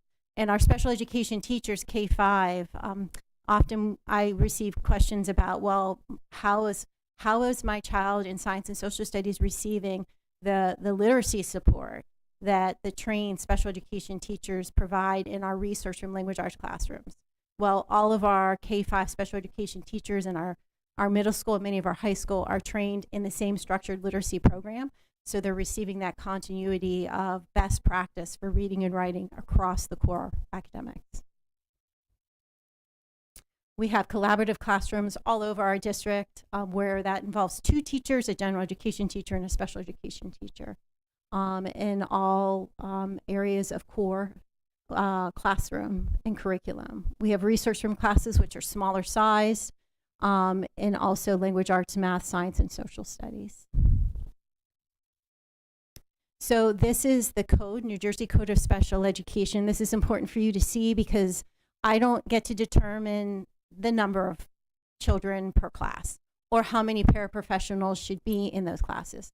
This guides our practice, and I follow the rules, so we make sure that we stick to this number.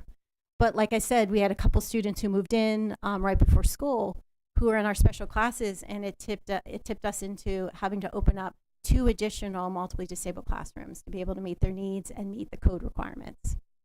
Next one. We do have some students. We have 47 students who receive out-of-district placements for whatever reason. We are not able to meet their educational or social emotional needs. And so their least restrictive environment is an out-of-district placement, and these are the lists of schools that we contract with and support. Next one. The bulk of our IDEA grant funding, which is around $892,000, goes towards our tuition costs for our out-of-district students. The out-of-district students' average tuition is anywhere from $57,000, that's low, to $300,000 a year, depending on the needs of students. These are some highlighted areas, and they are very expensive. I mean, you'll see we have a student who comes with a one-to-one nurse. We have several students, actually, 4. And they need to, for them to be able to come to school to access their learning and be able to be a part of our community. They need this nurse next to them. So we provide that and are mandated to provide that. Outside evaluations, if we need to send somebody for a psychiatric evaluation or a neuropsychological because we need more information to be able to create a program that's appropriate for them, we will contract with outside professionals. We also support and oversee the sports physicals and the AEDs that are across the district. Under Pupil Services, we also support the mental health. Our Rutgers clinician is through my budget. Our sub-nurses are registered. Medical waste, the way it's removed from the district, we coordinate all of that, CPR training, and also drug testing. OT supplies, so occupational therapy, physical therapy supplies. Again, you know, I don't think you realize often that our students may need FM systems because they may have hearing challenges, and to be able to have them access curriculum and learning, we need to provide these services, these items. And so that's our line item for that. Learning Ally, reading supports, text to speech, speech to text, standers for students who are in wheelchairs who need to stand at certain points of the day. We have to be able to provide those as well. We also contract, if we need to, for outside physical therapy or occupational therapy, assistive technology, students who use augmentative communication devices. I may need to bring a specialist in to support their needs to be able to communicate, and that's what that item is about. Okay, Bob. Pupil Services also supports home instruction. What is home instruction? So if a student has a medical need that precludes them from being able to come into the school, we will receive a medical note from their treating physician. Our school doctor will review it and either approve it or deny it. And if approved, then we oversee and coordinate the home instruction while the child is recovering from whatever medical condition is going on. And I do want to highlight this because I do feel, you know, teachers need the tools to be able to provide quality instruction. And we do have to provide the training necessary for them to reach and teach our kids. So we have really committed to these evidence-based practices that support reading, writing, and math. I think there was a question about the math. Might have been you, Drew. I don't remember. Mark. So, because we do, in standardized testing, especially for our special education students, can be really hard. It's very hard for them. That's why they have extended time. And they shouldn't, in my opinion, they shouldn't be judged on that. But that's the state of our education at the moment. But the multi-sensory math is something that our staff has brought in, and our teachers are implementing now, and we're seeing a shift for the better. Okay. Inclusion at its best. This is just a list of, and we were just literally listing these, our kids with special education needs are in all of these plus some. And to be able to see the inclusion, and when we talk about inclusion, it's not just about sitting in that math class, right? It's about participating fully in the community. And actually, Ms. Corverline and Dr. McCarty tonight, I felt like mic drop. I mean, that is inclusion at its best. It's people who love and honor all of our children and include them and help them identify their strengths and help them face their challenges, just like we all have challenges, and reach their goals. And then I think the last are just some pictures of our beautiful children and teachers. And go ahead, next one. And the ultimate goal is helping them to access their greatness. Thanks. Any questions?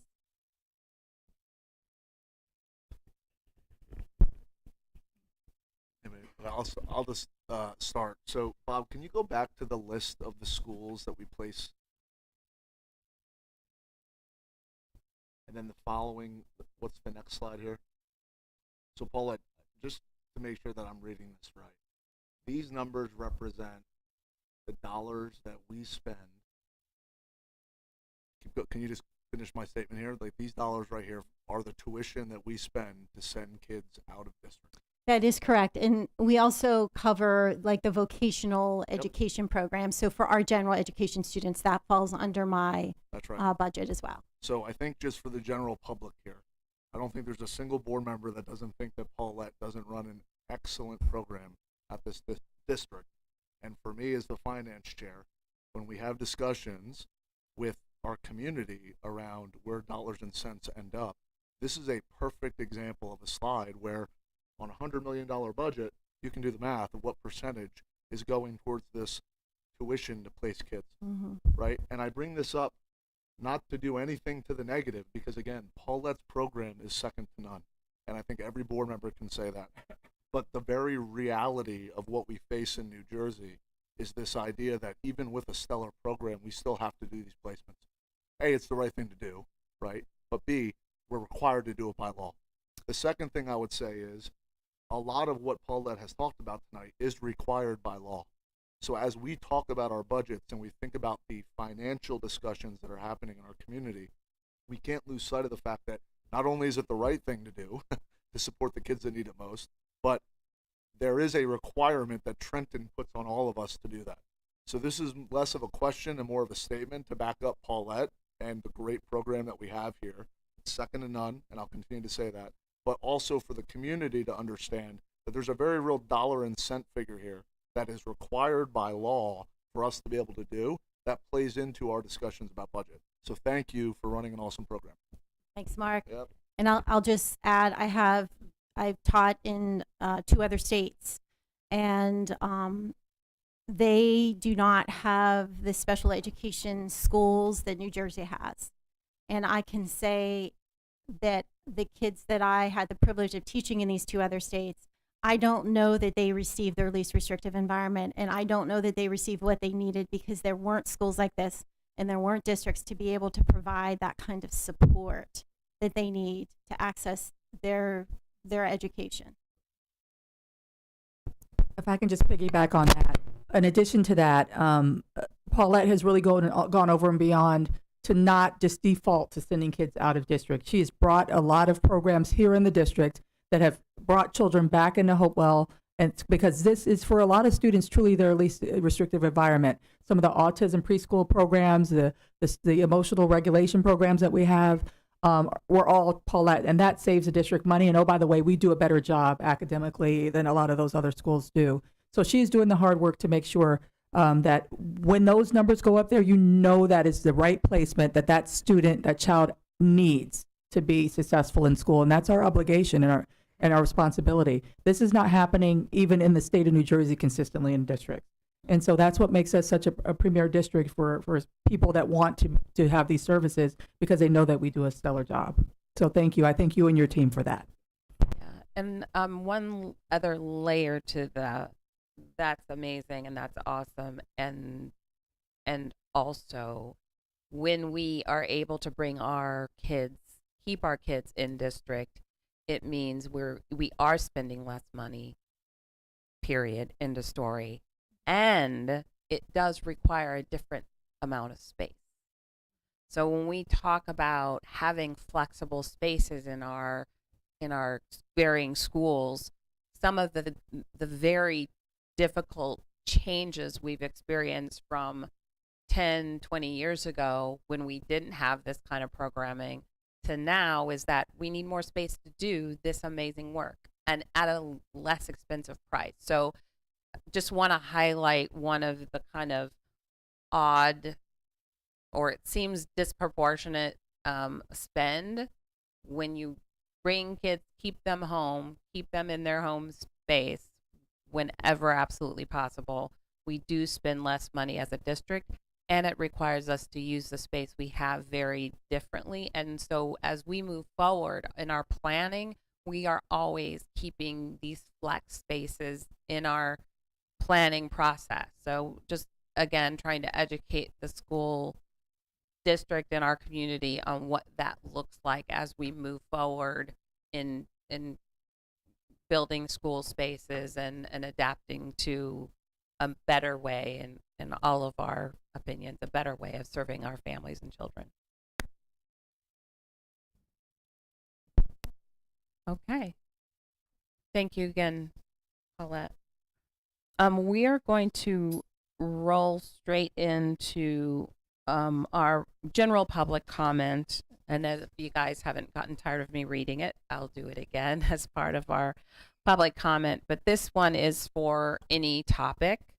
So the members of the public are invited to address the board on any matter for a maximum of 3 minutes during this portion of the meeting. You're asked to state your name, address, and municipality. And in response to your comments, the Board of Ed may respond or direct the superintendent to do so. The board may also opt to take the matter up at a future meeting so that the matter is researched by the district administration. I also want to remind you to sign in at the dais when you step up. Public comment is now open.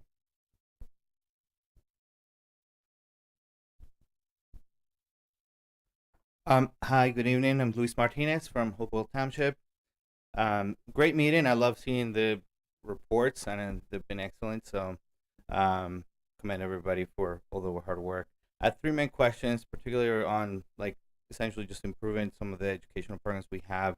I'm curious, with the stronger AP results, are there any plans to add more AP classes and enrichment opportunities for students? I know we can't offer all the classes, but I'm just curious how the district decides on the AP classes that we offer, and why maybe some other classes like AP African American Studies may not be offered here. Also, what changes are being considered? I think some of the board members already said, for maybe to help more students exceed expectations in Algebra 1 and Geometry, where we saw maybe slightly lower performance than expected, and maybe offer more support. And lastly, what's being done to close the achievement gaps in some of the different student groups, such as, you mentioned, I think in the slides, it was clear, delineation raised. I'm just curious some of the other ways, whether it's special education or income, based on the NJSLI's test results. So, thank you.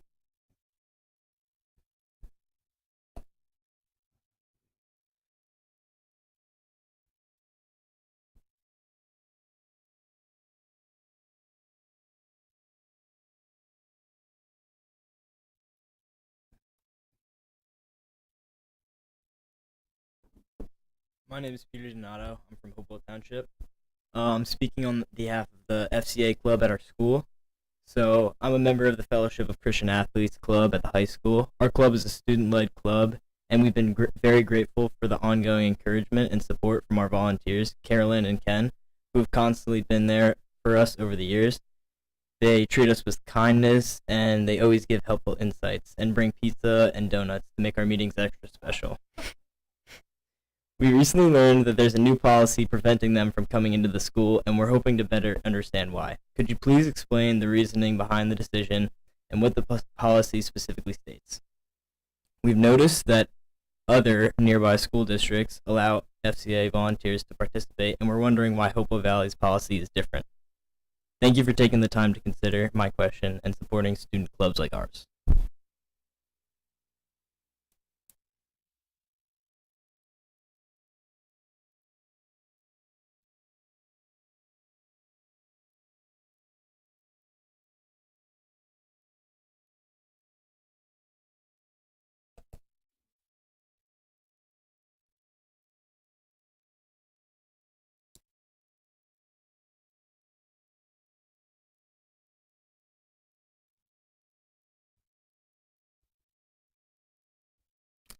Hello, my name is Sylvia Kostas, and I'm from Pennington. We had a lot of numbers tonight. Wow. Because numbers matter. And we've seen that tonight. The data and the information you provide helps you to make better decisions for the educational needs of our students. Last month, I asked the administration to provide the public with another set of numbers. The actual number of students who have enrolled in our schools from 3 residential developments that have pilot agreements. These numbers impact the fiscal needs of our schools. They are important for evaluation, accountability, and decision-making also. They help answer the question, do these tax abatement developments provide their equitable share of revenue for the ongoing educational costs for our regional school system? The township and the district provided this demographic study. Here's a copy of the chart. It's granular. It describes these neighborhoods by name, Hopewell Park, Woodmont, the collection.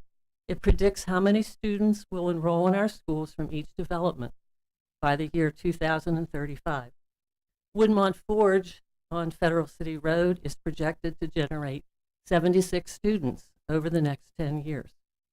Without periodic updates on the numbers of students these developments actually generate, the public cannot make any evaluations or comparisons. You did that tonight. We cannot hold elected officials and demographers accountable for their statements and for the fiscal impact these pilots agreements have on the funding for the education and safety of our children.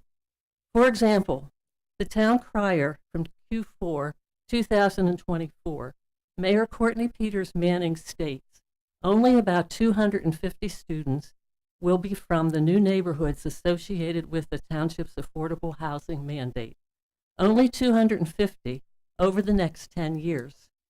Yet last month, Mr. Colavita stated that 278 new students have already enrolled from these 3 developments. 250 new students over 10 years, 278 already. We warmly welcome these students and their families into the neighborhood, but the township cannot claim that these projects will have no impact on our school. They already have an impact. Numbers matter. Misinformation is misleading and confuses the community. You have the opportunity to provide the public with actual numbers of students enrolled each month in the agenda. Why are you afraid to publish these numbers? What reasons do you have for hiding them from the public? Thank you.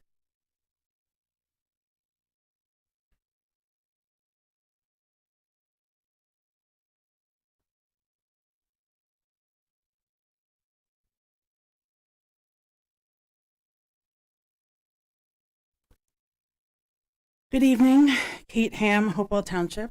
First, I'd like to make a remark of extreme praise, appreciation, and gratitude for Mrs. Corvaline and Dr. McCarty.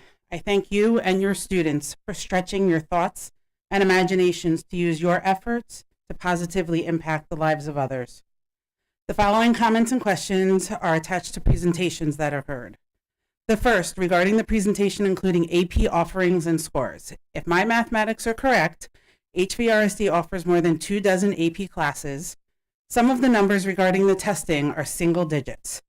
My question is, what is the range of the number of students in AP classes? In other words, are we offering AP classes to a student population of single digits in a classroom? Or might the classes be on the smaller side, maybe 10 or 12, but only 3 to 6 are choosing to test? In regards to the ABR presentation, there were questions and discussions amongst the board about growth, information, and knowledge. For what it's worth, I'd like to share an experience known by many here in the Valley. While HIB investigations occur and may be unfounded, it is important to note that the final determination is being made by one designated individual per building. More often than not, there have been instances where ABS are unable to fully understand the perception of an incident. For example, a male Caucasian ABS will not fully understand the impact of a racially derogatory comment made towards a minority female student. Or a male or female ABS may not fully grasp the impact of comments or perceived ideologies made towards an LGBTQ plus individual. Allowing one individual who may not be well versed in the perceived harm towards our students involving race, ethnicity, sexuality, gender identification, etc., to make a subjective decision as the final determination can be harmful for our students and families. As a result, I would encourage this district's administration and the board to explore a change to include a small team, maybe 2 or 3 individuals, when determining a HIB investigation confirmed or declined. Having a few different perspectives instead of one sole individual allows interpretation and perception discussion to be had, creating safe environments for all.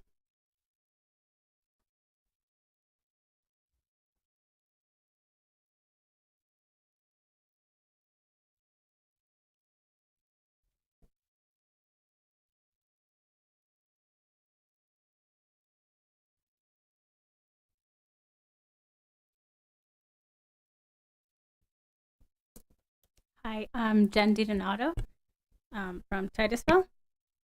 I understand that you have an upcoming meeting with the FCA Club, and I just want to thank you for that. I'm really excited that you've got that scheduled, so we're really looking forward to that, seeing some progress. So what I'd like to find out is where this complaint came from, or what happened with this. I just want to kind of better understand. Was it a complaint against the club? Was there a change or a new policy enacted? I'd just like to better understand why the FCA volunteers cannot come into the school. Can you explain this to our kids and to our audience tonight? Anything that you could offer to better help us understand would be greatly appreciated. Thank you.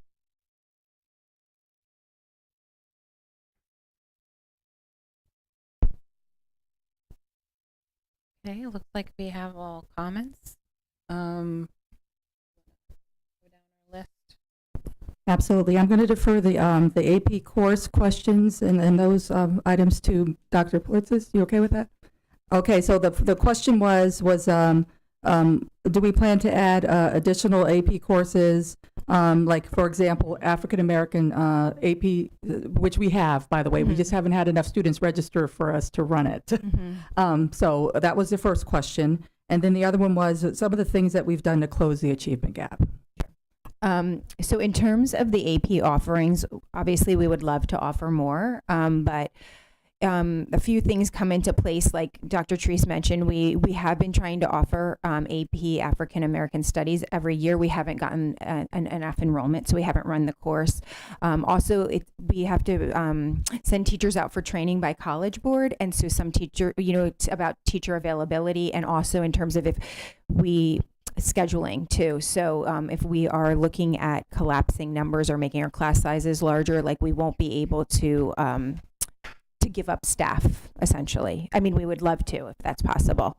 I know that, Ms. Ham, you had a question about the AP numbers. And so just for reference, if there are AP classes that are smaller, like for example, AP Art Studio, there's only 3 students registered for it, but that is also with Studio Art 1. So they're run at the same period, so the teacher has to differentiate the instruction. So there are no single-digit courses that are run solo. If there is a single, if something's standing alone, our range of number of students? I mean, we don't have a hard and fast rule, I would say, in terms of we're cutting it off there. It's just also about availability of teaching staff, too. It's the 3 factors you Yeah. mentioned. Mhm. The other one was examples of what we've done to close the achievement gap for certain populations of students. I feel like I mentioned this at the board, but we're looking at developing profiles of students to see, if they're enrolling later on in the district, like what are we going to do to support new students. We're also looking at screening our students better just to see where the foundational gaps are. We're working with professional development training for the teachers. And some other things we've done along the way is we've had enrichment programs in the summer for students that we've identified as having learning gaps. We've paired them with mentors. We have offered after-school tutoring. We've done a number of things, but part of it is identifying these students as they come in who have not been with us since kindergarten coming up. And the gaps that they have are not because that they have a learning disability or anything like that. It's because they just never have been exposed to the curriculum and catching them up. How do we catch them up when they have these gaps? So all of those things are things that we're looking at moving forward. Yeah, and I think the fact that it's hard to, what I hear you saying is that it's looking at the information differently as opposed to putting in new programs, because the programs exist. The summer programming, the after school, the additional support will be there, but finding which students need what specific mix of those services is what is kind of a newer look, if you will. And it isn't as simple as saying, this demographic just automatically should move in, because each individual student needs assessment. The other question was about our Christian athlete organization. This is not a change in policy of Hopewell.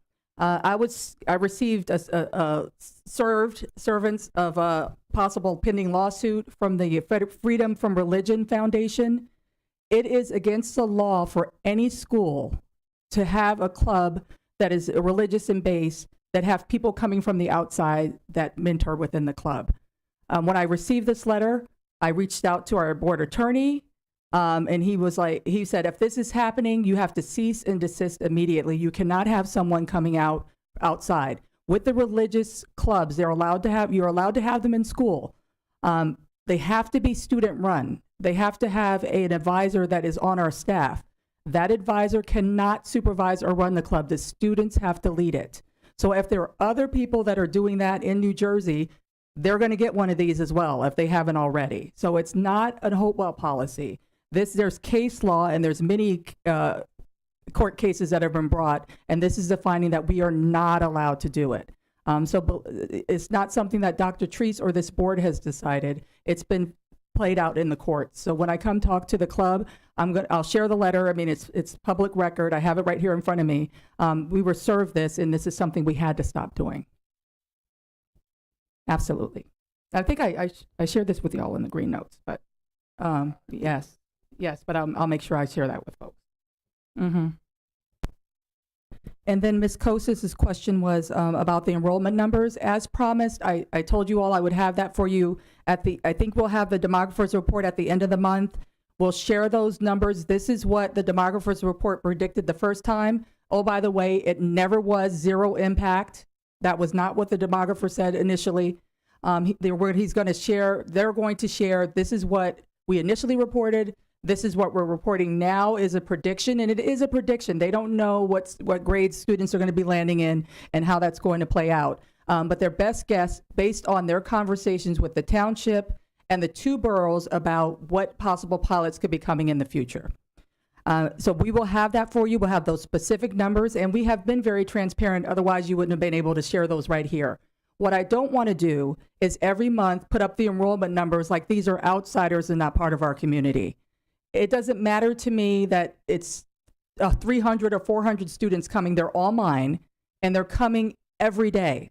So I don't want to say, oh, these are the folks like they're outside and they're not part of who we are, right? And it's really not my battle to battle with the township of what the numbers are or what they think the numbers may be. I can only tell you this is what it is. This is what we're experiencing. And this is how I have to address it in my budget. So the bigger question about whether pilots should exist the way they are, whether or not the folks that engage in those pilots owe the district something is a legislative conversation that happens in Trenton. And it can't happen here in the board. But I promise you that you will get that full report with the numbers currently that are still shifting as of today. I went and tried to publish numbers and they had changed already. So I'm going to make sure that we have a full report for you and also our prediction of what we need to do to address that in form of any redistricting that we may need to do. Yeah. Can you just say when do we expect to have the report? It's actually, I just asked. It's due anytime, but we'll have to look at the report. November-ish. It can't be finalized until October 15th. Numbers are counted and submitted by our data person. Once they have that, they can tie together the final report. Yeah, and I think the important thing here as a board, as we give guidance to the administration, is that all of the boroughs and the township are all looking at building, growing, and our job is to reach out at some measure. We aren't sure exactly how frequently, but we're going to need to ongoingly do demographic studies to see what the numbers look like. And I think the other piece is that it doesn't necessarily, even if we tell you what community they're coming from, doesn't mean it tells you anything about what school they're going to. Because as we change and grow, redistricting can and most likely will happen. So it doesn't make sense to do something as frequently as a monthly update, because it's going to not only change, but where kids go to school can change within maybe a 6-month or a year. So I think that we wouldn't recommend the district spending that kind of time. What we want them to spend time doing is managing those incoming kids and making sure that we've got transportation and that we've got the teachers in the right place. So we're gonna all stay as tuned in as we possible and be completely as transparent along the way as possible in a way that makes sense, that it actually is accurate, because a monthly number won't be helpful or accurate. So and just a reminder that the enrollment report is shared every month, and that's public, and so that's a way where we look at all of our students and what schools they're currently in, and so that will remain available, which is how we currently do that. Thank you for that. So just a little bit of pushback, maybe a lot of pushback, not on the monthly comments, but on the impact of releasing numbers by communities.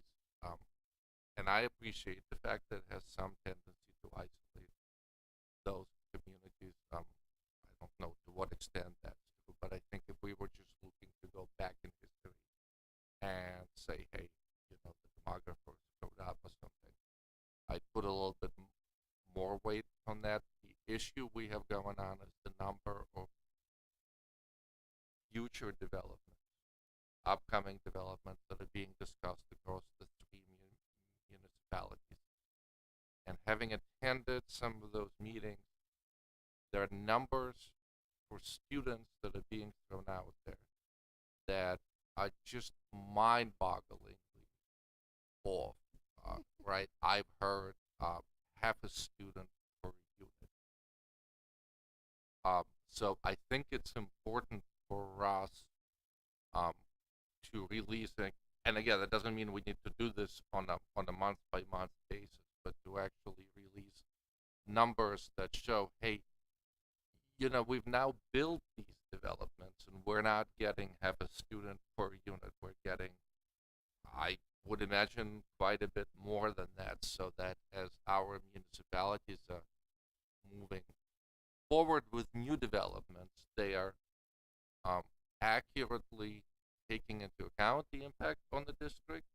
And if the folks who are sitting up on the dais there in the borough and the township committees are not doing that, then the public has the numbers to push back at them and say, yes, the developer may be saying that that's their experience, but that's not the experience in Hopewell Valley.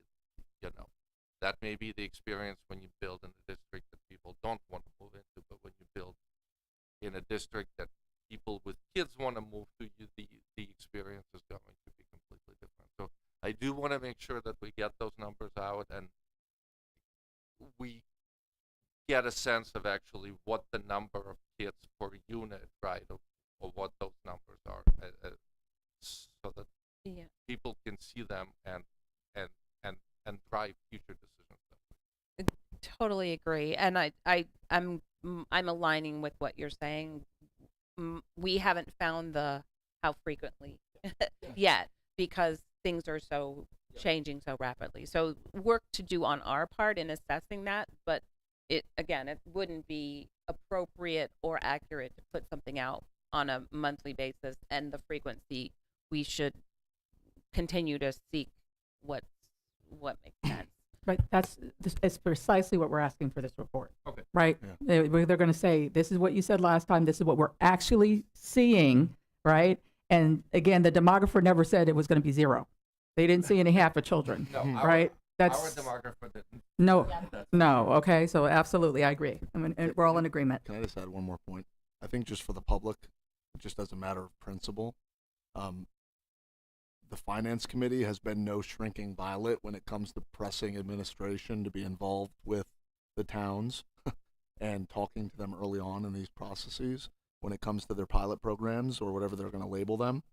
I think that the public needs to continue to understand that it's in the best interest of the district for us to continue to be involved in those discussions, because that allows us to actually do long-term planning, which is something we want to do and we've talked about. And the more that we know on the front end about the impact of these potential developments, the more that we can prepare. And I think that the administration has done a good job. It's not been easy, but I do think that they've done a good job over the past year of heeding the advice from the finance committee and others to get involved and do it, even when it's been uncomfortable, right? And I just want to commend both Rosetta and Bob for that, because I think that, candidly speaking, they probably have disagreed when we've asked them to do things, and they've still done it because that's what a board does, and they've done it. And we've gotten outcomes that we've wanted and outcomes that we haven't wanted. But I think that we're in a better position today than we were a year ago. And I just want to give this a public commend to both of you for that. So thank you.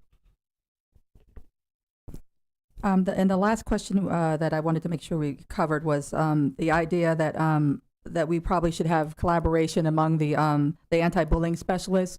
We generally do have collaboration, and know that Ms. Rutt oversees all of the final reports that come through before they are sent to me to be reviewed, and then I review them. I would argue that any of our counselors can identify whether they are of that ethnic group or not, and they're well trained in being culturally responsive and in how to identify what is a HIB and what isn't, and what is biased and isn't. Comments. I can often say that they do I can surely say and assure you that they know what they're doing. But I have the final say, and I look at it, and so does Ms. Rutt. So I feel like we're in a good place with that. And they often do collaborate, because especially in the middle school where we have most of our HIBs, they collaborate and they work across the lines. And we have more than one ABS in that building. In the elementary level, Ms. Rutt oversees those as well, and makes sure she checks those and makes sure, as she looks at the evidence, that what they selected was indeed what it should have been. And I've been very good. I've been very lucky to not have to turn any back. There's been a couple I've had to say, I need you to look at this again, but it's rare. It's rare that I have to do that. So thank you for that. Okay, with that, we'll close public comment and move on with the agenda. Excuse me. Do we have any old business items? Okay. Seeing none, would like to get a first and second to pass the consent agenda items in the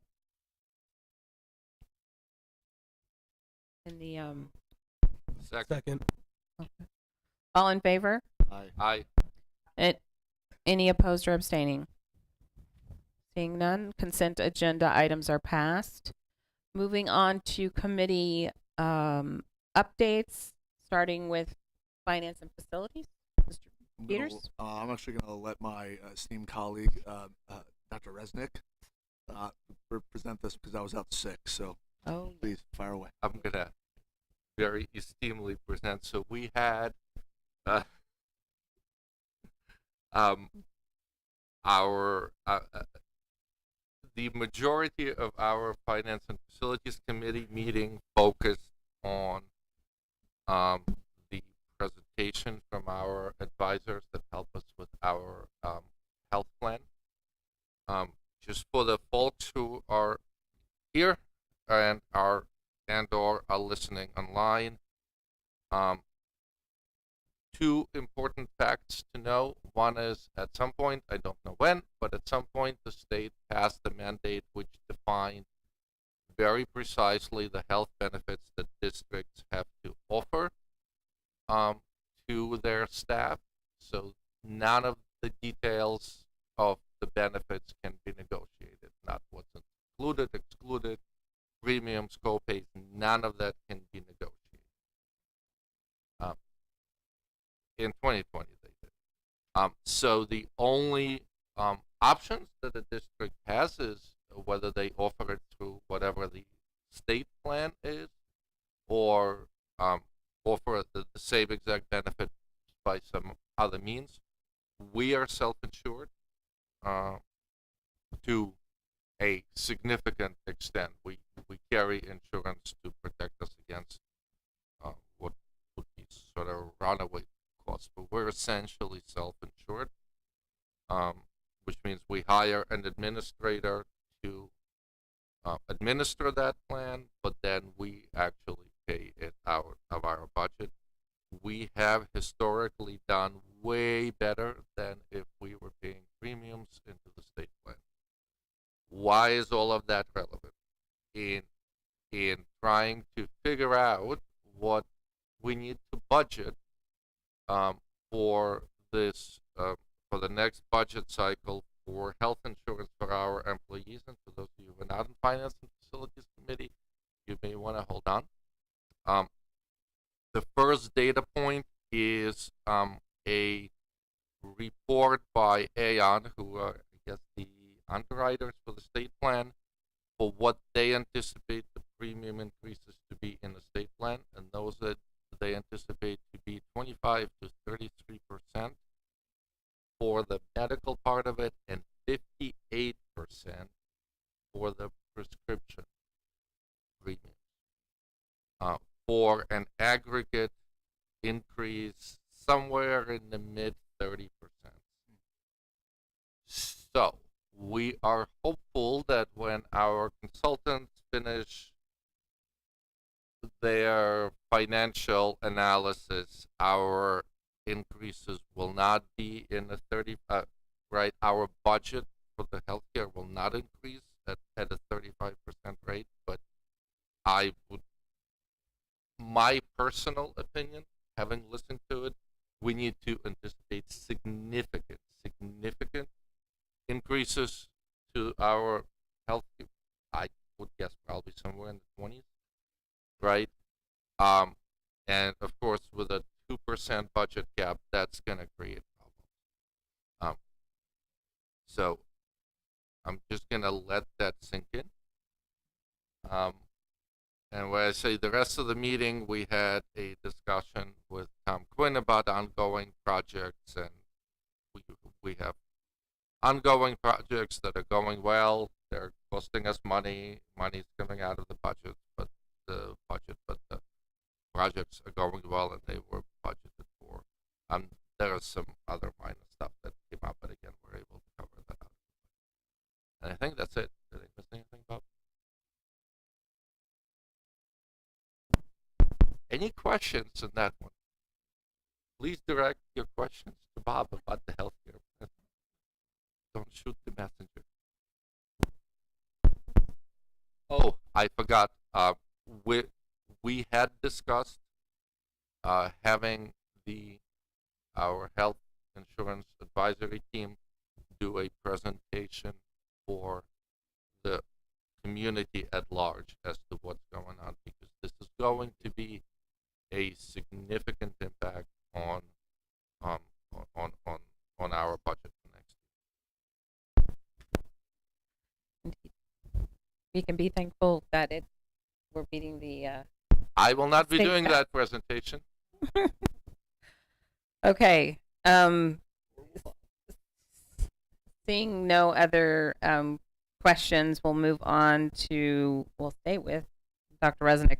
All right. In On the spirit of education. musical chairs, I was not able to make Oh. the outcome meeting, so I'm gonna, I guess, pass this to Dr. Belitsis and Okay, so we met last on October 7th, and Miss Rutt was present there, and she reviewed the graduation report with the committee that was on last month's board agenda. So we as a committee had some conversations about what the high school is doing to help support students from their transition from high school to college in terms of career options. And so she talked about the career lunch and learns that are offered. She talked about representation from the military that comes regularly to the high school. And she also discussed that counselors begin to push into different periods during 10th grade to the students to help them begin to discover what their career explorations might be.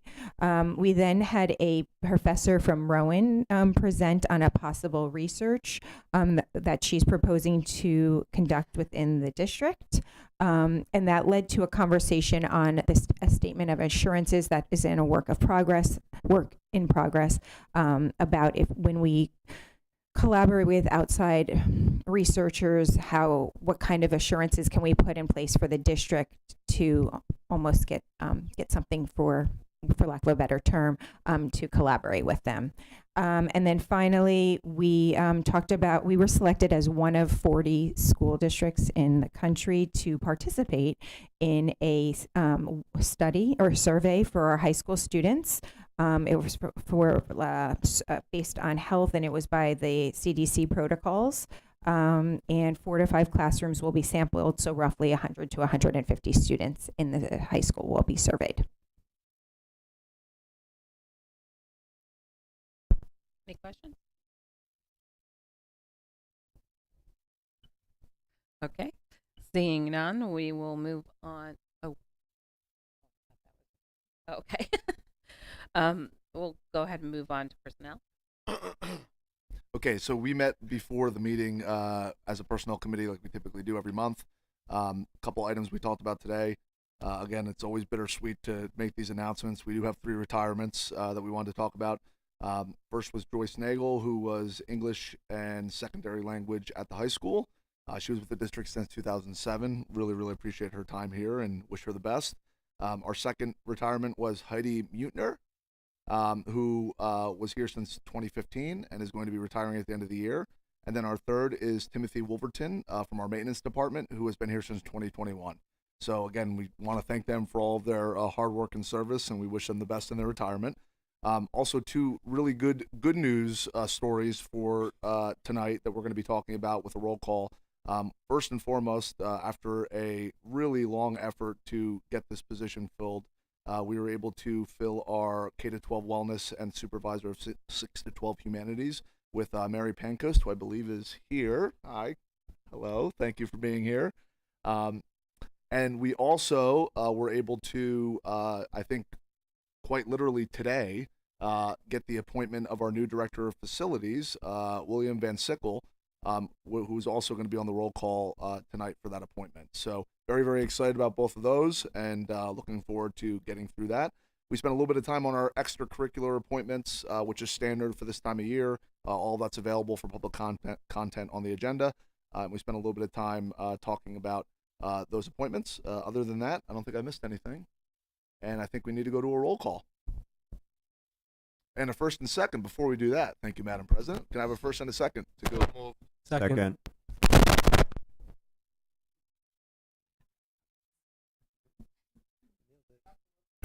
Dr. Lilliston, Yes.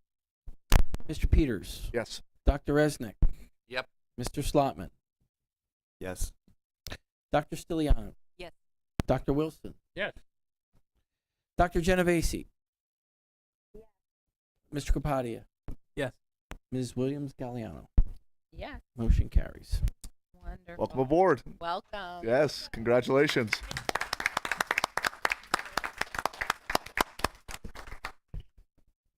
This is when we ask you to stand up and give your first speech. You don't have to. Just joking. But if you'd like to, you want to invite her to say anything? She's a language arts person, of course. Hi, I'm Mary Pancoast. Thank you so much for approving me this evening. I really can't wait to start and being here tonight. And I think it was a perfect night. I got to learn a lot about the district, and I'm just taking it all in. And I look forward to working closely with each and every one of you in the months and years to come. So thank you again. Welcome. Awesome. Okay, moving on to community relations, Mr. Slotman. Hello. We met on just this past Friday, actually, Friday morning, the 10th. So it's just 3 days ago, and had a terrific discussion. Obviously, a lot of what we focused on is the various outreach efforts related to education surrounding the upcoming referendum. We, had a whole bunch of different discussions on that issue, but from a community relations perspective, you've seen us, if you've been out and about recently, you've seen us everywhere. You've seen various board members, members of administration at the Hopewell Harvest Fair. We were at every single back to school night. We've been at almost every Friday night high school football game. We'll continue to be there, obviously, with that. And so point being, if you're out and about, please, don't hesitate to come up and introduce yourselves. And, if you have any questions, that's what we're there for, and we're happy to answer any of them that you might have. So the other bit of information I'd mention is that we do have another edition of our communications committee. Dr. Treese has a committee that she's put together related to referendum communications that will be meeting next. I think it's the 23rd is what I have in my notes. That's next week. And I think there's some people in the room that are probably participating in that committee, but if you're interested and you haven't already lent your name to that, the more the merrier. We take all comers, so we'd love to have you around the table as part of that discussion. So I would defer to Mr. Capadia, I know Dr. Genovese, who's on the phone. We're both there as well. Anything else that I've missed or that you'd like to add? No, it was a perfect recap of the meeting. So with that, I'd yield back my time. Thank you. Thank you. Any questions? Any comments, Dr. Genovese? Thank you. Okay, moving on to SEL.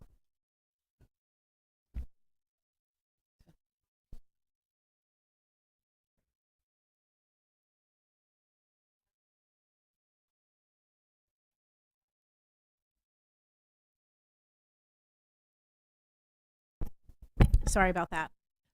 We met and discussed the possibility of providing a parent screening in February for screenagers for our elementary families in the community, and having either a panel discussion or involving our kids in some way. I met with Heidi Kayami, our head of the Municipal Alliance, and Dr. Sue Polinsky, who's here, but I think she left, who's part of our digital wellness, and we are working to do that. Many thanks to our parents who brought this to our attention and asked for this, so we'll be working on that. I highlighted all 6 schools basically provided a week of respect activities, and it was 2 weeks ago, and just kind of highlighted some of the things that were going on at the high school and at Hopewell Elementary School in celebrating this week of respect. And this also tied into all 4 elementary schools, in that respect was the character strong trait that's been discussed in their classrooms daily. We also talked about professional development, which happened today, because to be able to promote social emotional learning for our children, we need to provide it for our staff. Today was really successful. We had George Scott join, our wellness teachers, our nurses, our counselors, and our child study team members. He gave an amazing presentation on resilience within ourselves and for our children. And then in the afternoon, Corey actually provided for our counselors solution-focused counseling within the school, and staff is very pleased with that. And I believe that's it. Did I miss anything? That was it. That's it. Thanks. Thank you. Any questions? All right. Thank you again, Paulette. Moving on to government relations. So the Government Relations Committee met on, that was October 1st, I believe. In terms of our county level engagement, we continued having discussions about potential desegregation initiatives with other districts here in Mercer County. We often talk about how Mercer County remains one of the most segregated public school systems in the entire state. And so we have been trying to do some more initiatives with branching out and doing more cross-district collaboration.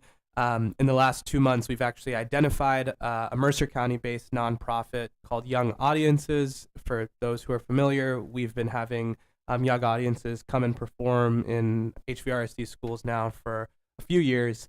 They do cultural music performance for K through 5 students, and they also do those same performances with most, if not all, Mercer County school districts. So there's already some connective tissue built in there. We had a meeting with County Executive Benson to discuss the idea. Their office was interested. So moving forward, we're hoping to engage with some of our other Mercer County neighboring school districts to see if there would be interest to potentially having a joint Young Audiences performance. Ewing's on board.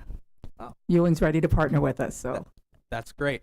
And yeah, just to be clear, this is something that has been happening in our district now for years. It happens in our neighboring districts for years. And the goal would be to have, our K through 5 students be able to interact with students that come from different backgrounds and identities who they normally wouldn't be able to have the opportunity to interact with. And it's in, the setting of not only a Mercer County location, but also a performance that's educational and engaging. Moving to state level advocacy, after our successful effort to secure $125,000 last year through the New Jersey state budget for the first time in district history for an ADA accessible playground at Bear Tavern, we're gearing up for our FY27 state budget ask. Similar to last year's ask, we want to ensure that we're delivering a high impact project for our students. And a few months ago, actually, if we remember back in June, we had a group of high schoolers who came to the board and talked about collecting internal data through surveys and showing us the analysis about how our high school students really face some pressing needs relating to mental health. And so our goal moving forward into next year's budget ask is to secure some additional state dollars for our mental health programs that we have here in Hopewell that are tried and true. Dr. Treese can talk more about some of the specific programs that we would want to secure those dollars for. But I do just want to reiterate that we as a board have prioritized mental health for years. And this is, there's always more to do. And this would be a great opportunity for us to secure some additional dollars for programs that sometimes, are put under stress when we have these tight fiscal years that we often talk about. one of the things we talked about specifically was continue to supporting our Hope Club, our Hope Squad, and our Air Dog program. We just attended here last week a fundraiser for Attitudes in Reverse, where they raise money every year because they receive no state funding. Everything that they do comes from districts or it comes from donations. With schools losing funding around the titles, Title II and Title IV is where a lot of us have been supporting some of these things.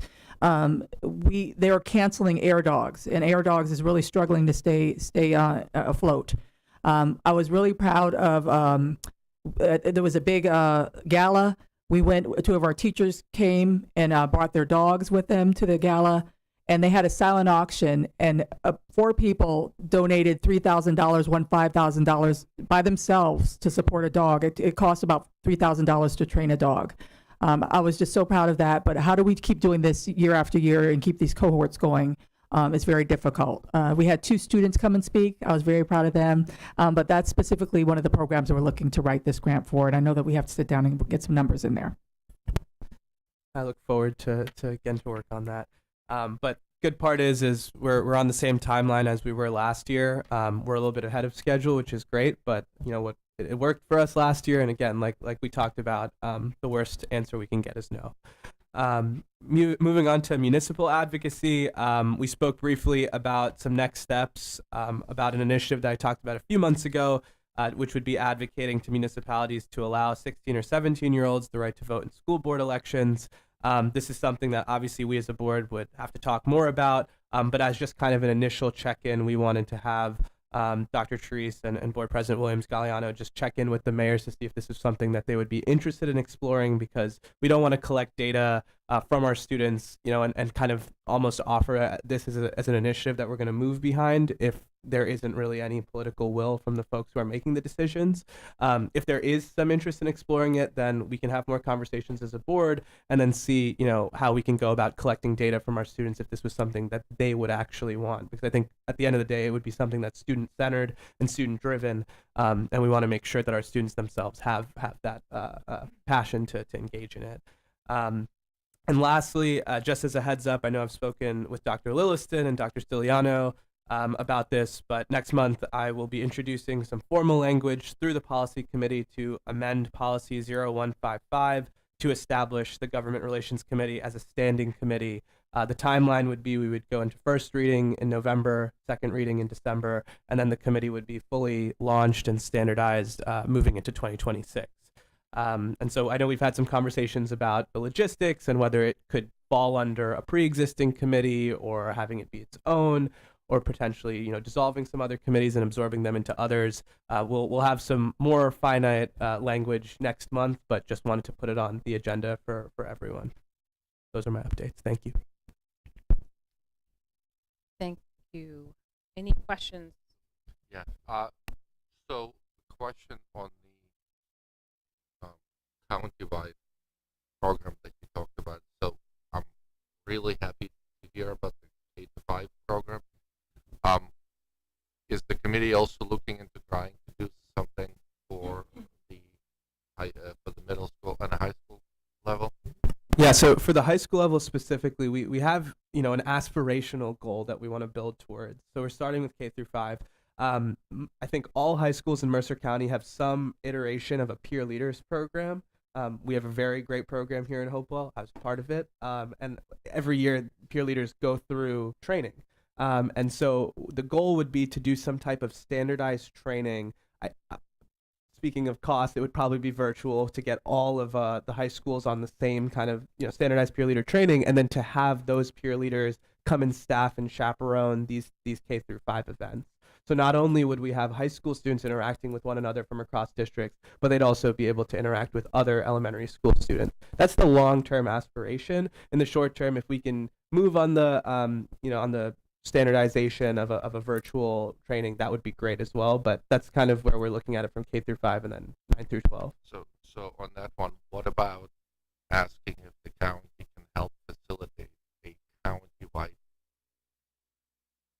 training for peer leaders that will be in person, right? Have a county facility where they can come together from the whole county. I mean, the county executive's office is very interested in this type of programming. I think it just started to become a question about logistics, because even if we did this K through 5 initiative, ideally you want every elementary school to participate, but logistically it's not going to pan out that way, and it probably will be certain grade levels in specific elementary schools that are able to send students to a joint location. I just, you know, I don't know what the numbers would be to get every single high school in the county in one space to do an in-person training.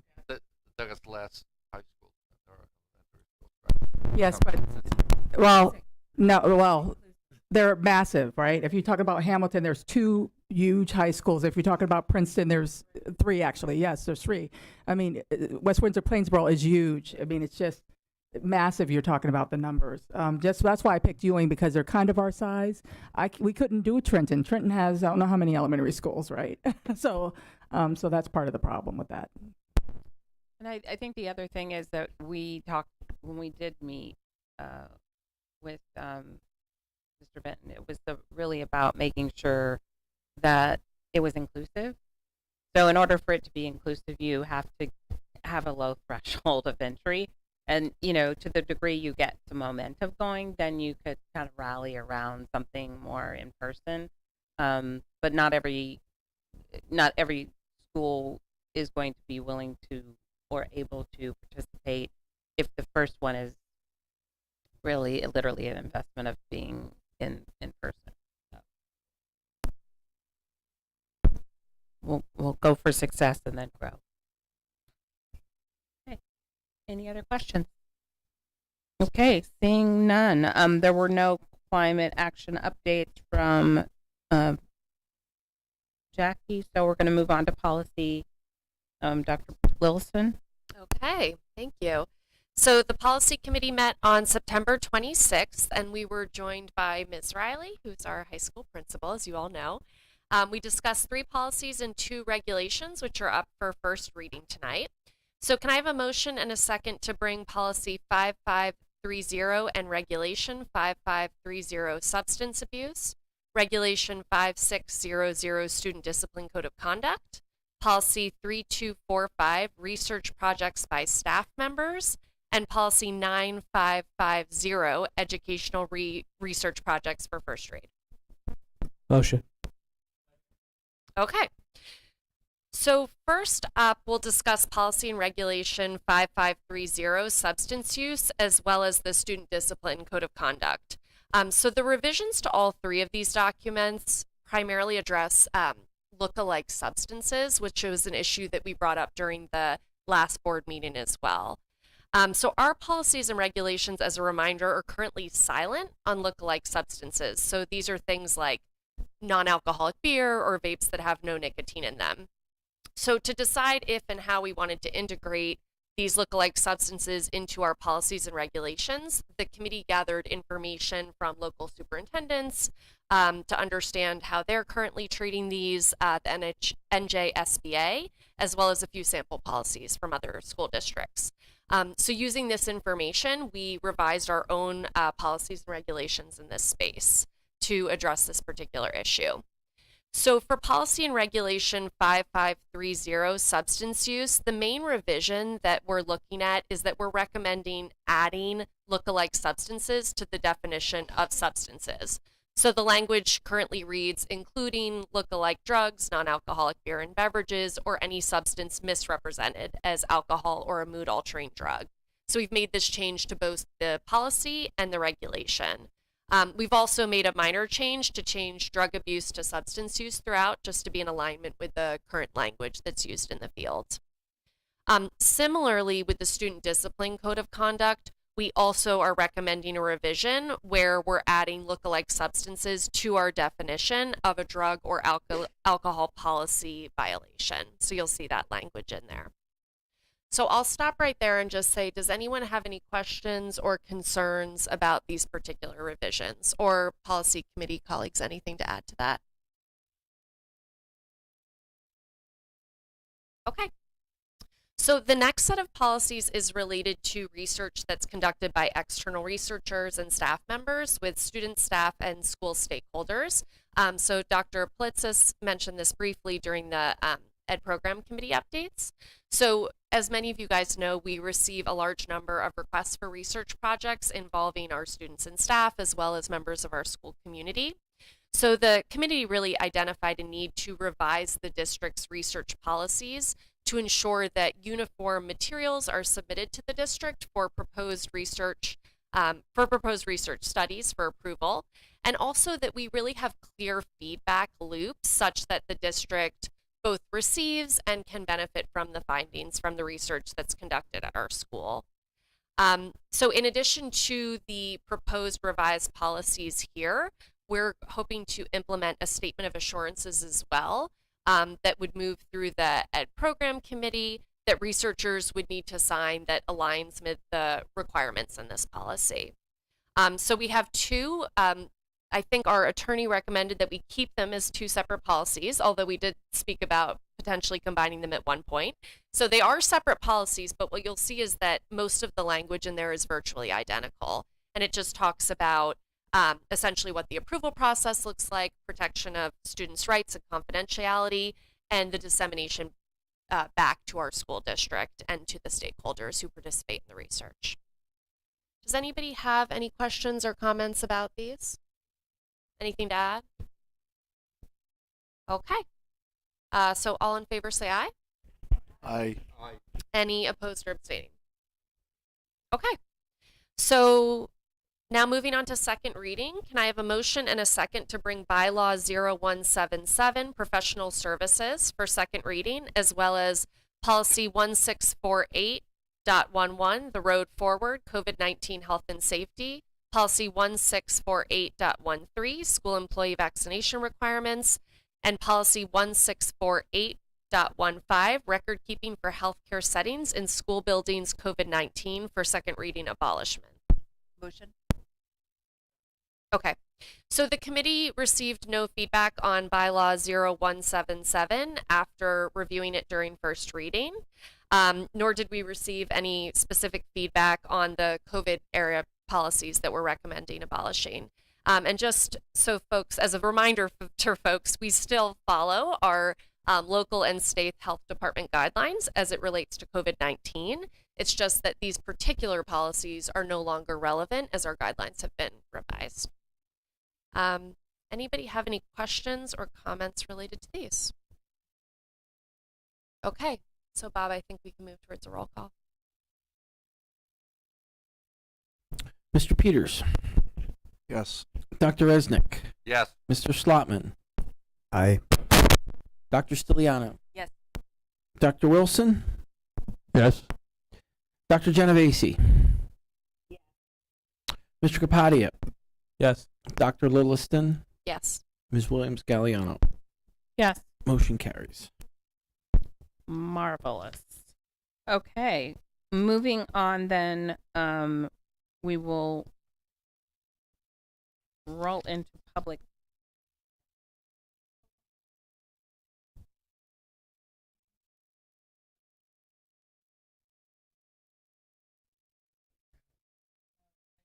I need a first and a second to approve the October-November calendars. So moved. Second. You're on, sir. We already have ed program set for 11:10. Stole our time. 8 a.m. I blame Pam for this. It's not Pam's fault. It is not. And personnel set for 11:17 at 6 p.m. Can finance meet at 9 o'clock? No, probably not. They got to go to work. Oh. You want to go we can go the 11th at 8 if you want. So I am on the West Coast that whole week. So you're good. You're free. 8 a.m.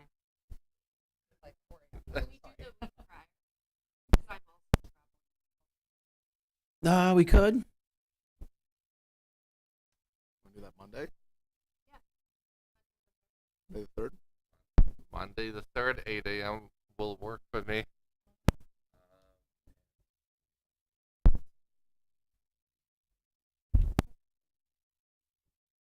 Good. All right. Drew, since you're out of town, give you scheduling preference.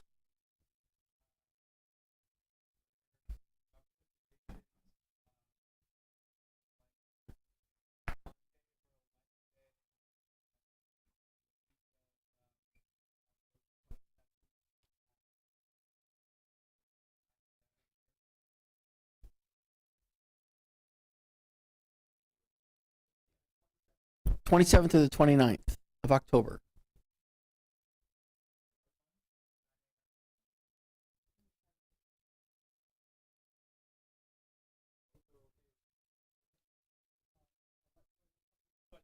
'27 at 9 a.m.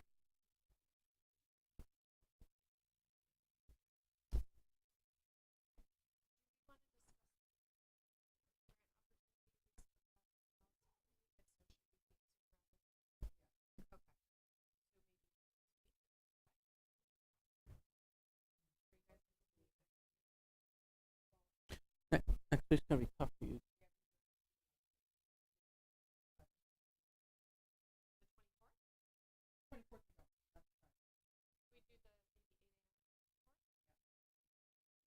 Policy, 8 a.m. on the 24th.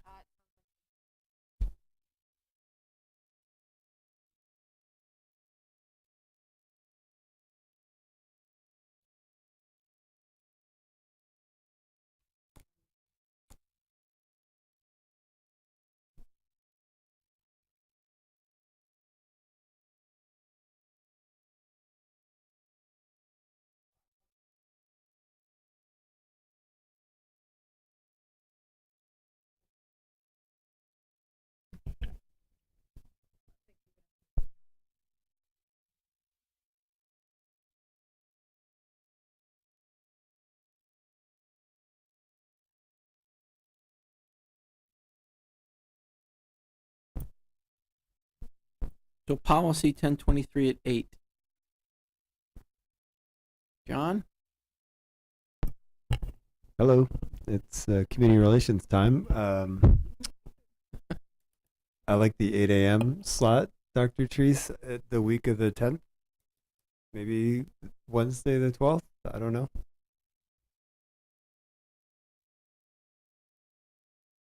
Or the 11th. Oh, yeah. Yeah. The 12th is good.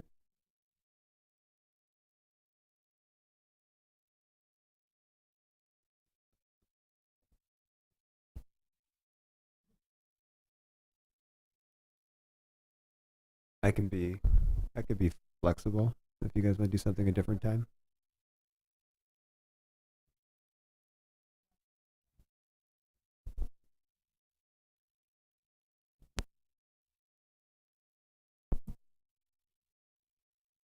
Are we allowed?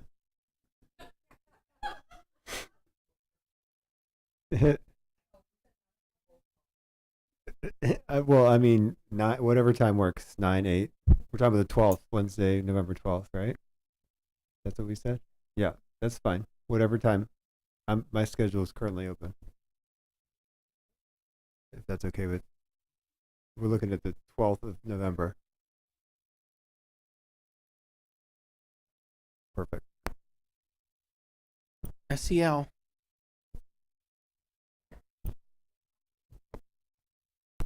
$11.14. Yes. Jackie? Amanda? Yeah, I could do either. I have more flexibility on the 14th. Okay, great. Thank you.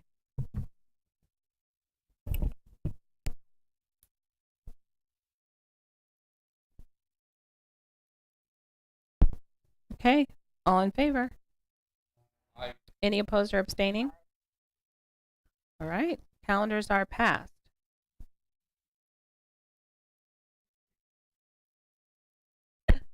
Anyone else?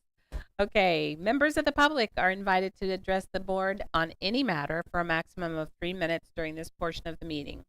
You are asked to state your name, address, and municipality. In response to your comments, the Board of Ed may respond or direct the superintendent to do so. The board may also opt to take the matter up at a future meeting so that the matter is researched by the district administration. Public comment is now open. Hi, Sylvia Kosas, Pennington Borough again.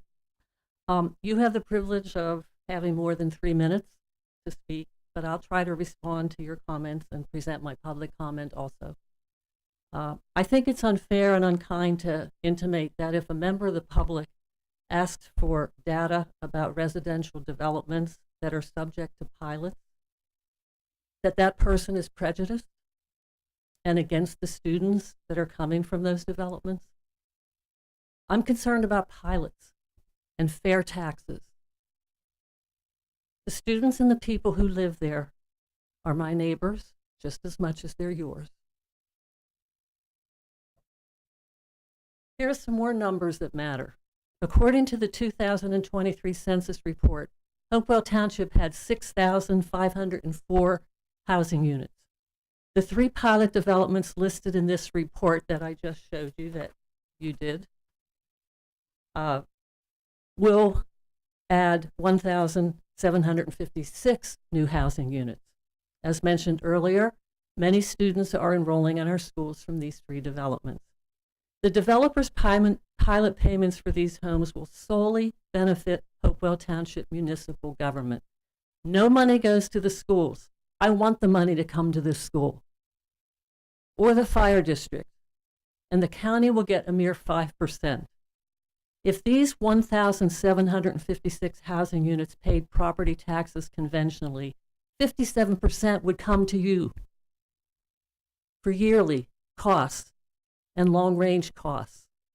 Instead, class sizes are increasing, parents are paying for busing, extracurricular activities are cut, or busing for them or paying for them, programs can be cut, maintenance projects are delayed, and classroom space is needed. There was a controller's report in 2007. If you haven't read it, I hope you do. Matthew A. Boxer said, the current abatement structure allows municipalities like Hopewell Township to keep almost the entire payment in lieu of taxes amount. This creates a perverse incentive whereby the municipality may gain revenue through granting an abatement while other government entities, in this case our school district,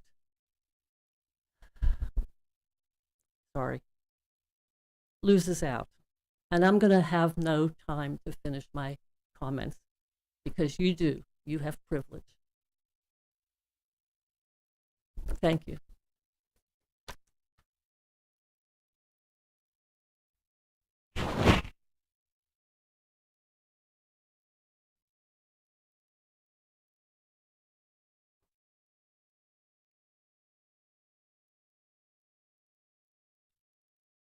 So my name is Viviana de Leon Gonzalez. I am from Pennington, and I just have a question. What's a pilots program?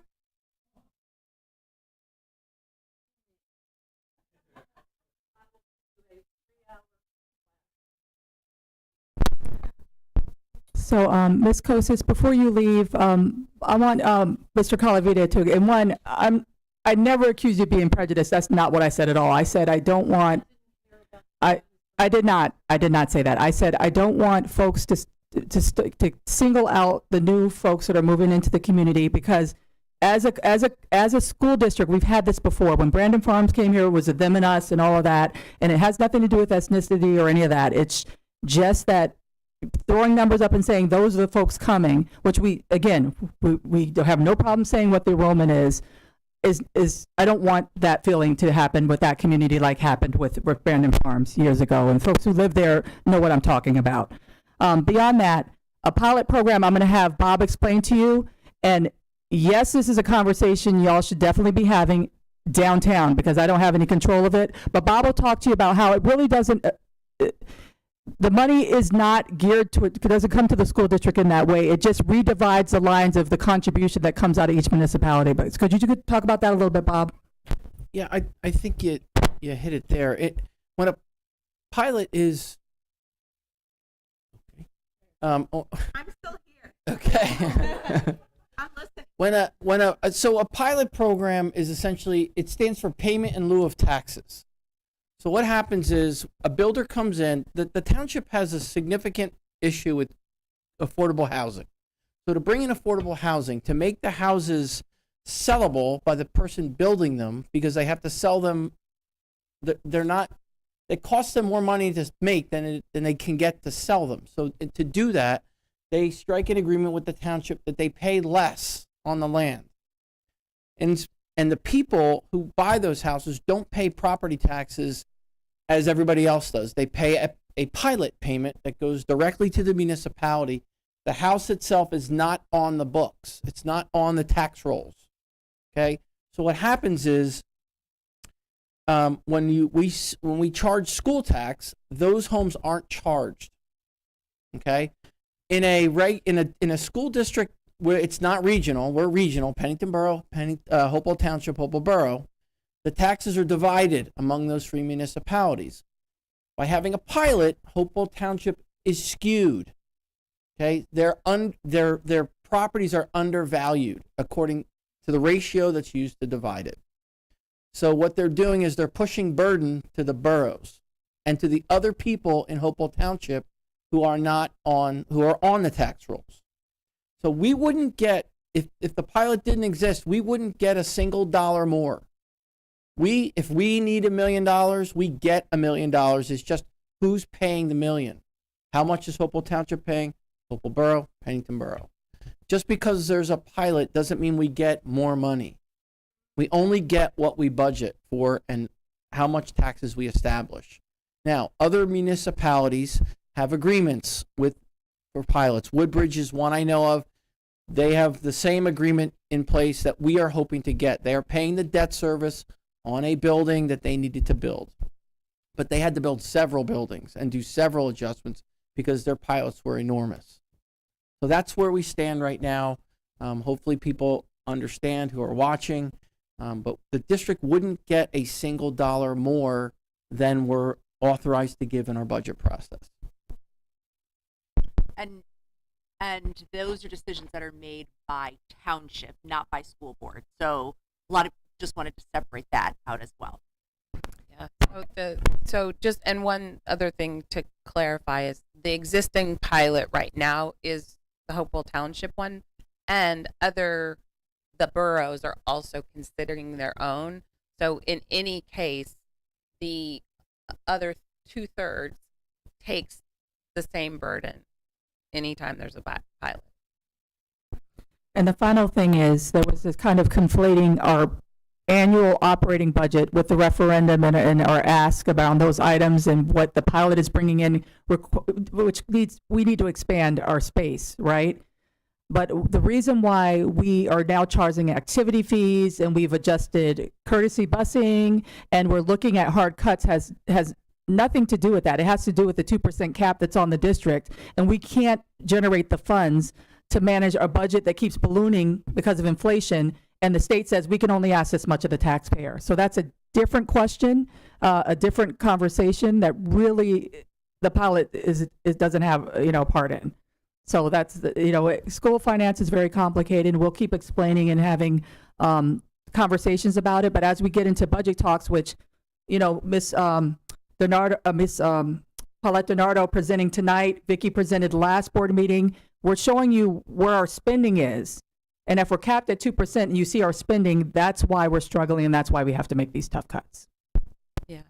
And I do, even though the question by Ms. Kosis, I know she left, but for anybody watching, I do want to finish that point that Dr.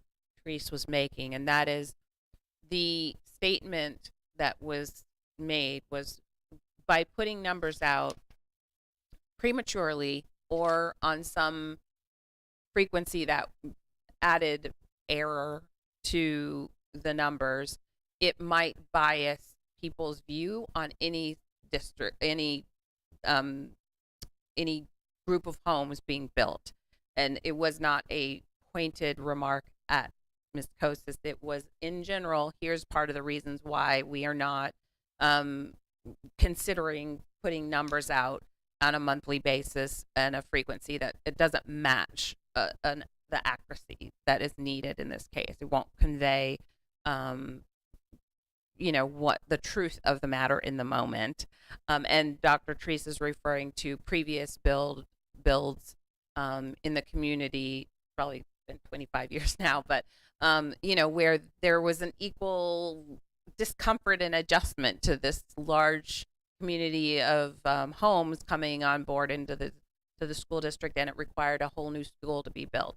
So having learned those lessons, we understand we're not going to repeat that same error in terms of communicating numbers prematurely and discomforting community on a monthly basis. So just wanted to, for anyone watching, clarify that point. Anything else? Any comments from the board? Okay, seeing none, we will close public comment and we will sprint to the end of the meeting by checking in on new business.